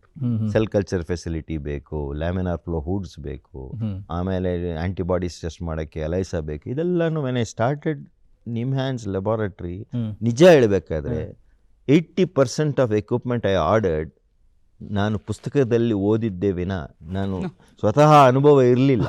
Okay. So I got all those and started because I knew this is a emerging speciality ಅದಕ್ಕೆ ಬೇಕಾಗಿರೋ. ಆಮೇಲೆ 2001 ಅಲ್ಲಿ we are the first lab to start PCR. ಅದೊಂದು ಹೊಸ ಒಂದು new toy in child's hand ಥರ. ಇವಾಗಂತೂ of course PCR has become a very important, ಅಂದರೆ ವೈರಸ್ ಜೆನೆಟಿಕ್ ಮೆಟೀರಿಯಲ್ನ ಕಂಡುಹಿಡಿಯೋದು. ಯಾಕಂದರೆ ಎಲ್ಲ ವೈರಸ್ನ ಬೆಳೆಸೋದು ಲ್ಯಾಬಲ್ಲಿ ಭಾಳ ಕಷ್ಟ. You need green fingers to grow virus in it. And virus ಎಲ್ಲ ಸ್ಪೆಸಿಮೆನ್ ಅಲ್ಲಿ ಇರೋದಿಲ್ಲ. Only during early part of an illness you will have virus in the specimen. ಒಂದು 3-4 ದಿವಸ ಆದಮೇಲೆ you will not be able to recover virus. ಆದರೆ genetic material ಕಂಡುಹಿಡಿಬೋದು, ಪ್ರತಿರೋಧಕ ಅಂದರೆ ಆಂಟಿಬಾಡಿನ ಕಂಡುಹಿಡಿಬೋದು. So we use a variety of technique. ಅದಕ್ಕೆಲ್ಲನೂ you need facilities. So you cannot do it in a small laboratory. COVID-19 ಅನ್ನುವಂಥದ್ದು 2020ರಲ್ಲಿ ಎಲ್ಲರನ್ನ ಅಂತ ಹೇಳೋಕ್ಕಿಂತ ಇಡೀ ಜಗತ್ತನ್ನು ತಲ್ಲಣಗೊಳಿಸಿದಂತಹ ಒಂದು ಸೋಂಕು. ಆ ಸಂದರ್ಭದಲ್ಲಿ ನಿರಂತರವಾಗಿ ಸಂಶೋಧನೆಗಳನ್ನು ಮಾಡ್ತಾ, ಹಾಗೆಯೇ ನಮ್ಮೆಲ್ಲರ ಆರೋಗ್ಯವನ್ನು ಕಾಪಾಡುವಲ್ಲಿ ಕೂಡ ವಿಜ್ಞಾನಿಗಳು, ವೈದ್ಯರು ಪ್ರಮುಖ ಪಾತ್ರವನ್ನು ವಹಿಸಿದ್ದಾರೆ. ಈ ಸಂದರ್ಭದಲ್ಲಿ ನೀವು ಕೈಗೊಂಡಂತಹ ಕೆಲಸಗಳು ಏನೇನು? ಅಂದರೆ ಜಸ್ಟ್ 1 year ಆಗಿದೆ. ಫಸ್ಟ್ ಆ್ಯನಿವರ್ಸರಿ ಇನ್ ಕರ್ನಾಟಕ ಅಂತ ಹೇಳಿದ್ರೆ March 9th. ಆವಾಗ ಒಂದು 8 ನಮ್ಮ ರಾಜ್ಯದ ಮೆಡಿಕಲ್ ಕಾಲೇಜಸಲ್ಲಿ ವೈರಾಲಜಿ ಲ್ಯಾಬ್ಸ್ ಎಸ್ಟಾಬ್ಲಿಷ್ ಮಾಡಿದ್ರು, ICMR, viral diagnostic research labs ಅಂತ. ಸೊ ಒಂದೇ ಒಂದು ಕೇಸ್ ಬಂದಿತ್ತು. Within a matter of days ಹೆಚ್ಚಾಯಿತು ಕೇಸಸ್ಸು. ಸೊ ಏಪ್ರಿಲಲ್ಲಿ ಪ್ರಧಾನಮಂತ್ರಿಗಳು ಡಿಸೈಡೆಡ್ ದಟ್ ಒಂದೊಂದು ಜಿಲ್ಲೆಗೂ ಒಂದು ವೈರಾಲಜಿ ಲ್ಯಾಬೊರೇಟರಿ ಇರಬೇಕು ಅಂತ. ಆವಾಗ ನಿಮ್ಹ್ಯಾನ್ಸು ಸೆಂಟ್ರಲ್ ಇನ್ಸ್ಟಿಟ್ಯೂಟ್ ಇರೋದ್ರಿಂದ ನಮ್ಮ ಒಂದು ಡಿಪಾರ್ಟ್ಮೆಂಟಿಗೆ ಸ್ವಲ್ಪ ಪ್ರಾಮಿನೆನ್ಸ್ ಇರೋದ್ರಿಂದ ನಮಗೆ ನಿಮ್ಹ್ಯಾನ್ಸನ್ನು ಮೆಂಟರ್ ಇನ್ಸ್ಟಿಟ್ಯೂಟ್ ಅಂತ ಮಾಡಿದ್ರು, ನನ್ನ ಮೆಂಟರ್ ಅಂತ ಮಾಡಿದ್ರು. ನಾನು ಕೈಗೊಳ್ಳುವಾಗ ಈ ಒಂದು ಜವಾಬ್ದಾರಿಯನ್ನು ಒಂದು 12 ಲ್ಯಾಬೊರೇಟರೀಸ್ ಇತ್ತು, 11 government labs plus 1 private lab, Anand diagnostic centre. Within a matter of 3 months we were able to increase it to 100. ಇದಕ್ಕೆ ಸಾಕಷ್ಟು ಜನ ಸಹಕಾರ ಕೊಟ್ಟಿದ್ದಾರೆ. ಕೇಂದ್ರೀಯ ಸರ್ಕಾರ, ನಮ್ಮ ರಾಜ್ಯದ ಸರ್ಕಾರ I have to place on record ತುಂಬ ಪ್ರೋತ್ಸಾಹ ಕೊಟ್ಟರು. ಏನೇನು ಬೇಕೋ ಇದೀ ಎವ್ರಿ ಡೇ ಆ ಜಿಲ್ಲೆಯಲ್ಲಿ ಸ್ಟಾರ್ಟ್ ಮಾಡ್ತಾ ಇದ್ದಾರೆ ಅಂದರೆ ನಾವು ಒಂದು ಪಟ್ಟಿನ ತಯಾರು ಮಾಡಿ ಇದೆಲ್ಲ ತಗೋಬೇಕು. These are the companies where you can get, tender ಮಾಡಿ, ಬೇಗ ಟೆಂಡರ್ ಮಾಡಿ, ಡಿಸಾಸ್ಟರ್ ಫಂಡ್ಸ್ ಯೂಸ್ ಮಾಡಿ, ಫಿಸಿಕಲ್ ಸ್ಟ್ರಕ್ಚರ್ ಎಸ್ಟಾಬ್ಲಿಷ್ ಮಾಡಿದ್ದು. ಅದೊಂದು ಕಡೆ ಹೋಗ್ತಾ ಇದ್ದರೆ ನಾವು ಎಲ್ಲರನ್ನೇ ಇಲ್ಲಿ ಕರೆಸಿ ನಿಮ್ಹಾನ್ಸಲ್ಲಿ ಟ್ರೈನಿಂಗ್ ಮಾಡಿ, 3 ದಿನ ಟ್ರೈನಿಂಗ್ ಮಾಡಿ, ಅವರಿಗೆ ಒಂದು ಸೆಟ್ ಆಫ್ ಸ್ಯಾಂಪಲ್ಸ್ ಕೊಟ್ಟು ಪ್ರೊಫಿಷಿಯನ್ಸಿ ಅಂತ ಹೇಳ್ತೀವಿ, ಅದನ್ನು ಅವರು ಹೋಗಿ ಫಸ್ಟ್ ಟೆಸ್ಟ್ ಮಾಡಿ ಕರೆಕ್ಟ್ ರಿಸಲ್ಟ್ ಬಂದರೆ ಕೇಂದ್ರ ಸರ್ಕಾರ ICMRಗೆ ರೆಕಮೆಂಡ್ ಮಾಡ್ತಾ ಇದ್ವಿ. ಇದು ಒಂದು it's a great life time experience ಅಂತ ಹೇಳ್ಬೋದು. ಇದಕ್ಕೆ ನಮ್ಮ ಡಿಪಾರ್ಟ್ಮೆಂಟಲ್ಲಿ ನನ್ನ ಜೊತೆ ಕೆಲಸ ಮಾಡಿದ್ದ ಸಿಬ್ಬಂದಿ ವರ್ಗರು, doctor Anita, doctor Rita, doctor Manjunath plus all technologists day and night ಇದಕ್ಕೆ ಸಹಕಾರ ಮಾಡೋದು. ಅದೇ ರೀತಿ ನಮ್ಮ ಸಂಸ್ಥೆ, ನಮ್ಮ ಸರ್ಕಾರನೂ ಭಾಳ ಪ್ರೋತ್ಸಾಹ ಕೊಟ್ಟಿದೆ. ಓಕೆ ಡಾಕ್ಟರ್, ಈಗ ಕೆಲವು ನಾವು ಪರೀಕ್ಷೆಗಳನ್ನು ಮಾಡಿಸ್ಬೇಕಾದ್ರೆ ಕೆಲವನ್ನ ಇಲ್ಲಿರೋ ಸಣ್ಣ ಪುಟ್ಟ ಲ್ಯಾಬ್ಗಳಲ್ಲೇ ಟೆಸ್ಟ್ ಮಾಡಿಬಿಡ್ತಾರೆ ಅಂತ ಹೇಳ್ತಾರೆ, ಕೆಲವನ್ನ ಇಲ್ಲ ರೀ ನಾವು ಹೊರಗಡೆ ಕಳಿಸ್ಕೊಡ್ಬೇಕು, ಈ ಥರದ್ದೆಲ್ಲ ಪ್ರಶ್ನೆಗಳ ಉದ್ಭವ ಆಗ್ತಾ ಇರುತ್ತೆ. ಹಾಗಿದ್ದಾಗ ಅಂದರೆ ಪ್ರಯೋಗಾಲಯದಲ್ಲಿ ಅಂದರೆ ನೀವು ಮಾಡುವಂಥ ವ್ಯವಸ್ಥೆಗಳ ಚೌಕಟ್ಟು ಏನಿದೆ ಅಂತ ಒಂದು ಸ್ವಲ್ಪ ನಮ್ಮ ವೀಕ್ಷಕರಿಗೆ ಇನ್ ಡೀಟೇಲ್ ಆಗಿ ಹೇಳ್ಬೋದಾ ಡಾಕ್ಟ್ರೆ? ಇವಾಗ ನೋಡಿ, ಇದು ಸಾರ್ಸ್ ಕೋವಿನೇ ಒಂದು ಎಕ್ಸಾಂಪಲ್ ತಗೊಂಡು, ಹೊಸ ವೈರಸ್ ಅಂದರೆ ಈಗಾಗಲೇ ಹಲವಾರು ವರ್ಷಗಳಿಂದ ಅದು ಜನರಲ್ಲಿ ಹರಡ್ತಾ ಇರೋ ವೈರಸ್ ಅಂದರೆ ನಾವು ಆ್ಯಂಟಿಬಾಡಿ ಡಿಟೆಕ್ಟ್ ಮಾಡ್ಬೋದು. ಆ್ಯಂಟಿಬಾಡಿ ಡಿಟೆಕ್ಟ್ ಮಾಡೋಕ್ಕೂ ಮಿನಿಮಮ್ ಸಾರ್ಸ್ ಕೋವಿಯಲ್ಲಿ 14 ದಿವಸ ಬೇಕು ಆ ಟೆಸ್ಟ್ ಪಾಸಿಟಿವ್ ಬರೋಕ್ಕೆ. ಅಷ್ಟೊಳಗೆ ಅವರಿಗೆ ಸುಮಾರು ಜನ ಜೊತೆಗೆ ಸಂಪರ್ಕ ಆಗಿರುತ್ತೆ, ಕಾಯಿಲೆ ಮುಂದೆ ಹರಡ್ತಾನೆ ಇರುತ್ತೆ. ಅದಕ್ಕಿಂತ ಈ ಟೆಸ್ಟ್ನ ಕಂಡುಹಿಡಿಯೋಕ್ಕೆ ಬರೀ ನ್ಯೂಕ್ಲಿಕ್ ಆ್ಯಸಿಡ್ PCR ಟೆಸ್ಟೇ ಮಾಡಬೇಕು. PCR is the main stay of diagnosis. Antibodies are important. ಅದನ್ನು ಯಾಕೆ ಕಂಡುಹಿಡಿಬೇಕು ಅಂದರೆ ಈಗಾಗಲೇ ಕೆಲವು ಜನರಿಗೆ they would have been exposed, ಕಾಯಿಲೆಗಳ ಚಿಹ್ನೆಗಳು ಇರಲ್ಲ, ಆದ್ರೇನೋ ಅವರಿಗೆ ಸೋಂಕು ತಗುಲ್ಕೊಂಡಿರುತ್ತೆ, ವೈರಸ್ ಬೆಳೆದಿರುತ್ತೆ, ಅವರು ಕಂಟ್ರೋಲ್ ಮಾಡಿರ್ತಾರೆ. ಸೊ ಅದನ್ನೇ ಡಿಟೆಕ್ಟ್ ಮಾಡೋಕ್ಕೆ, ಪ್ಲಸ್ ಇವಾಗ ವ್ಯಾಕ್ಸಿನ್ ತೊಗೊಂಡಿದ ಮೇಲೆ ನಮಗೆ ರೋಗ ನಿರೋಧಕ ಶಕ್ತಿ ದೇಹದಲ್ಲಿ ಇದೆಯಾ ಅಂತ ಕಂಡುಹಿಡಿಯೋಕ್ಕೂ ಆ್ಯಂಟಿಬಾಡಿ ಟೆಸ್ಟ್ಗಳು ಬೇಕು. ಈ 2 ಬೇಕು. ಆದರೆ ಈ PCR ಟೆಸ್ಟು ಭಾಳ complicated. So what scientist did was develop an antigen test. Antigen ಅಂದರೆ ವೈರಸ್ ಪ್ರೋಟೀನ್, ಸಮ್ ಪ್ರೋಟೀನ್ಸ್ನ ನಾವು ಕಂಡುಹಿಡಿಯೋದು. ಅದು ಭಾಳ ಸಿಂಪಲ್ ಟೆಸ್ಟ್. ರ್ಯಾಟ್ ಅಂತ ಹೇಳ್ತಾರೆ, ರ್ಯಾಪಿಡ್ ಆ್ಯಂಟಿಜೆನ್ ಟೆಸ್ಟ್. ಅದು ಭಾಳ ಒಳ್ಳೆ ಟೆಸ್ಟ್ ಪಾಸಿಟಿವ್ ಬಂದರೆ. ಆದರೆ ನೆಗೆಟಿವ್ ಬಂದರೆ ಕಾಯಿಲೆ ಇಲ್ಲ ಅಂತ ಅರ್ಥ ಅಲ್ಲ, ಸೋಂಕು ತಗಲಿಲ್ಲ ಅಂತ ಅರ್ಥ ಅಲ್ಲ. ಸೊ ನಾವೇನು ಮಾಡಿದ್ವಿ, ನಮ್ಮ ದೇಶದಲ್ಲಿ ವಿ ಇವಾಲ್ವ್ಡ್ ಅನ್ ಆಲ್ಗರಿದಮ್. ರ್ಯಾಪಿಡ್ ಟೆಸ್ಟ್ ಅರ್ಧ ಗಂಟೆಯಲ್ಲಿ ರಿಸಲ್ಟ್ ಕೊಡುತ್ತೆ, ಸಿಂಪಲ್, ಅದಕ್ಕೇನು ಜಾಸ್ತಿ ಎಕ್ವಿಪ್ಮೆಂಟ್ಸ್ ಎಲ್ಲ ಬೇಕಾಗಿಲ್ಲ. If it is positive, no need for confirmation. Negative ಆದರೆ PCR ತೊಗೊಂಡು ಹೋಗಿ. So like this there are you have to use a variety of methods. 3-4 ನಾವು ವಿಧಾನಗಳನ್ನ ಯೂಸ್ ಮಾಡಿದ್ರೇ ನಮ್ಮ diagnostic ability will be close to 100%. ಡಾಕ್ಟ್ರೆ, ಇದೆರಡು ಪ್ರಶ್ನೆಗಳು ನನ್ನನ್ನು ಮುಂಚಿನಿಂದಲೂ ಕಾಡುವಂಥ ಪ್ರಶ್ನೆಗಳು. ಈಗ ನೀವು ವೈರಾಣು ತಜ್ಞರಾಗಿ ಎಷ್ಟೇ ಸಂಶೋಧನೆಗಳನ್ನು ಮಾಡಿರಲಿ, ಆದರೆ ಈ COVID-19 ಒಂದು ಹೊಸ ಸೋಂಕು, ಹೊಸ ವೈರಾಣುವಿನಿಂದ ಸೋಂಕು ಕಾಣಿಸ್ಕೊಂಡಾಗ ಅದ್ರ ಜೊತೆ ಇಷ್ಟೊಂದು ನಿಕಟವಾಗಿ ಕೆಲಸವನ್ನು ಮಾಡ್ತಾ ಇರಬೇಕಾದ್ರೆ ನಿಮಗೆ ಎಲ್ಲೋ ಒಂದು ಕಡೆ ನನಗೆ ಬಂದುಬಿಟ್ರೆ, ನನಗೇನಾದ್ರು ಆದರೆ, ಅಥವಾ ನಾನು ಇಷ್ಟೊಂದು ಜನರ ಜೊತೆಗೆ ನೀವು ಹೇಳಿದ್ರಿ ಇದು ಒಬ್ಬರು ಮಾಡುವಂಥ ಕೆಲಸ ಅಲ್ಲ, ಒಟ್ಟಿಗೆ ಕೆಲಸವನ್ನು ಮಾಡಬೇಕು ಅಂತ ಹೇಳಿ, ಯಾರು ಸಹೋದ್ಯೋಗಿಗಳಿಗೆ ಬಂದುಬಿಟ್ರೆ ಅನ್ನುವಂತಹ ಆತಂಕ ಕಾಡುತ್ತಾ ಅನ್ನೋದು ಒಂದು. ಎರಡನೇದು ವ್ಯಾಕ್ಸಿನೇಷನ್ ಏನಾಯಿತು ಅದನ್ನು ತಗೊಂಡರಲ್ಲಿ ನೀವು ನಮ್ಮ ರಾಜ್ಯದಲ್ಲಿ ಮೊದಲಿಗರಲ್ಲಿ ಒಬ್ಬರು. ಅದನ್ನು ತಗೊಳ್ಬೇಕಾದ್ರೆ ಹೆದರಿಕೆ ಆಗಲಿಲ್ವಾ? ಯಾಕಂದರೆ ವ್ಯಾಕ್ಸಿನ್ ಕುತ್ಕೊಂಡು ಮಾಡೋದು ಬೇರೆ, ಆದರೆ ನಮ್ಮ ಮೇಲೇ ಅದನ್ನು ಪ್ರಯೋಗ ಮಾಡ್ಕೋಬೇಕಾದ್ರೆ ಅದು ಜನರಿಗೆ ಒಂದು ಮಾದರಿ ಆಗಲಿ, ಅವರಿಗೆ ತೋರಿಸ್ಲಿಕ್ಕೆ ಅದರ ಸುರಕ್ಷಿತತೆಯನ್ನು ತಗೊಳ್ಬೇಕಾದ್ರೆ ಹೇಗನ್ನಿಸ್ತು? ಇದು 2 ಅನುಭವಗಳನ್ನು ನೀವು ನಮ್ಮ ಜೊತೆ ಹಂಚ್ಕೊಳ್ಬೇಕು. ಮೊದಲನೇದು ಫಸ್ಟ್ ಆನ್ಸರ್ ಮಾಡ್ತೀನಿ ಚೈತ್ರ ಅವರೇ. ಅಂದರೆ ಭಯ ಇಲ್ವಾ, ಆತಂಕ ಇಲ್ವಾ, ಈ ಕಾಯಿಲೆ ನಮಗೆ ತಗುಲ್ಕೊಂಡ್ರೆ ಏನಾಗುತ್ತೆ ಅಂತ ಭಯ ಆತಂಕ ನನಗೆ ಇರಲಿಲ್ಲ. ಆದ್ರೇನು ನಮ್ಮ ಡಿಪಾರ್ಟ್ಮೆಂಟಲ್ಲಿ ಒಬ್ಬರು ಸ್ಟಾಫ್ ಮೆಂಬರಿಗೆ ಹೊರಗಡೆಯಿಂದ ಅವರು ಪರಿವಾರದಿಂದ ಅವರಿಗೆ ಸೋಂಕು ತಗುಲ್ಕೊಂಡಿತ್ತು. ಆ ಟೈಮಲ್ಲಿ ಅವ್ರು ಏನಂದರೆ ಅವರು ಹೆಲ್ಪರ್ ಡಿಪಾರ್ಟ್ಮೆಂಟಲ್ಲಿ, he was an assistant, laboratory assistant. ಅವರು ಅವ್ರು ಎಲ್ಲರಿಗೂ ಕಾಫಿ ಟೀ ಸರ್ವ್ ಮಾಡೋದು, ಬಿಕಾಸ್ ನಾವು ಇಡೀ ದಿನ even nights we are working ಅಲ್ಲ, ಸೊ ಅವ್ರಿಗೆ ಎಲ್ಲರ ಜೊತೆಗೆ ಸಂಪರ್ಕ ಆಯಿತು. ಸೊ ಒಂದು ವಾರ ನಮ್ಮ ಲ್ಯಾಬ್ನ ನಾವು ಮುಚ್ಚಬೇಕಾಗಿತ್ತು, because we all had to quarantine our cells. ಒಂದು ವಾರ ಆದಮೇಲೆ ಎಲ್ಲ ಪರೀಕ್ಷೆ ಮಾಡಿಕೊಂಡ್ರೆ then none of us were positive. That taught me two things. ಒಂದು, ವಿ ಆರ್ ಆಲ್ ಫಾಲೋಯಿಂಗ್ ಅಂತರ ವಹಿಸೋದು, ಮಾಸ್ಕ್ ಧರಿಸೋದು ಎಲ್ಲ ಮಾಡ್ತಾ ಇದ್ವಿ. ಅದು ಎರಡನೇದು, ಹೀ ಸ್ಪೆಂಟ್ ಒಂದು ಕೆಲವೇ ನಿಮಿಷಗಳು ನಮ್ಮ ಜೊತೆಗೆ ಅವರ ಸಂಪರ್ಕ ಆಯಿತು. ಅವ್ರ ಜೊತೆಗೆ ಜಾಸ್ತಿ ಹೆಚ್ಚು ಹೊತ್ತು ಕೂತ್ಕೊಂಡು ಮಾತಾಡೋ ಅಂತ ಅವ್ರಿಗೂ ಬಿಸಿ ಇದ್ರು, ಎಲ್ಲರೂ ಬಿಸಿ ಇದ್ರು.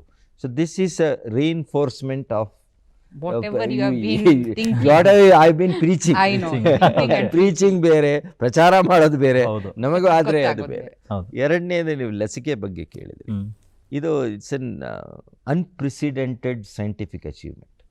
ಅಂದರೆ ಇಡೀ ಜಗತ್ತಲ್ಲಿ ಫಿಸಿಷಿಯನ್ಸ್, ವೈರಾಲಜಿಸ್ಟ್, ಇಮ್ಯುನಾಲಜಿಸ್ಟ್ ಎಲ್ಲರೂ ಒಟ್ಟಿಗೆ ದೇ ಶೆಡ್ ದೇರ್ ಇನಿಬಿಷನ್ಸ್. ನನಗೆ ಕ್ರೆಡಿಟ್ ಬೇಕು, ನಿಮಗೆ ಬೇಕು ಅಂತ ಯೋಚನೆ ಮಾಡಿದ್ರೆ ಇದು ಒಂದು ಅನ್ಯೂಶುವಲ್ ಸಿಚುವೇಶನ್. ಅಂದರೆ ಹಿಂದಿನ ಶತಾಬ್ದದಲ್ಲಿ ಫ್ಲೂ ಬಂದಿತ್ತು 1918ನಲ್ಲಿ. ಅದಾದಮೇಲೆ ನಮ್ಮ ಜೀವನದಲ್ಲಿ I don't think we will see another experience like that, hope not. So ಈ ಶತಾಬ್ದದಲ್ಲಿ ಇವಾಗ ಟೆಕ್ನಾಲಜಿನ ಅಡ್ವಾನ್ಸ್ ಆಗಿದೆ, ಅದರಿಂದ ಸಾಮಾನ್ಯ ಜನರಲ್ಲಿ ಭಾಳ ಆತಂಕ ಇದೆ. ಅದೇಗೆ ಒಂದು 6 ತಿಂಗಳು 9 ತಿಂಗಳಲ್ಲಿ ವ್ಯಾಕ್ಸಿನ್ ಬರುತ್ತೆ ಅಲ್ವಾ? ಹೌದು. But let me tell you that was possible because of unprecedented cooperation.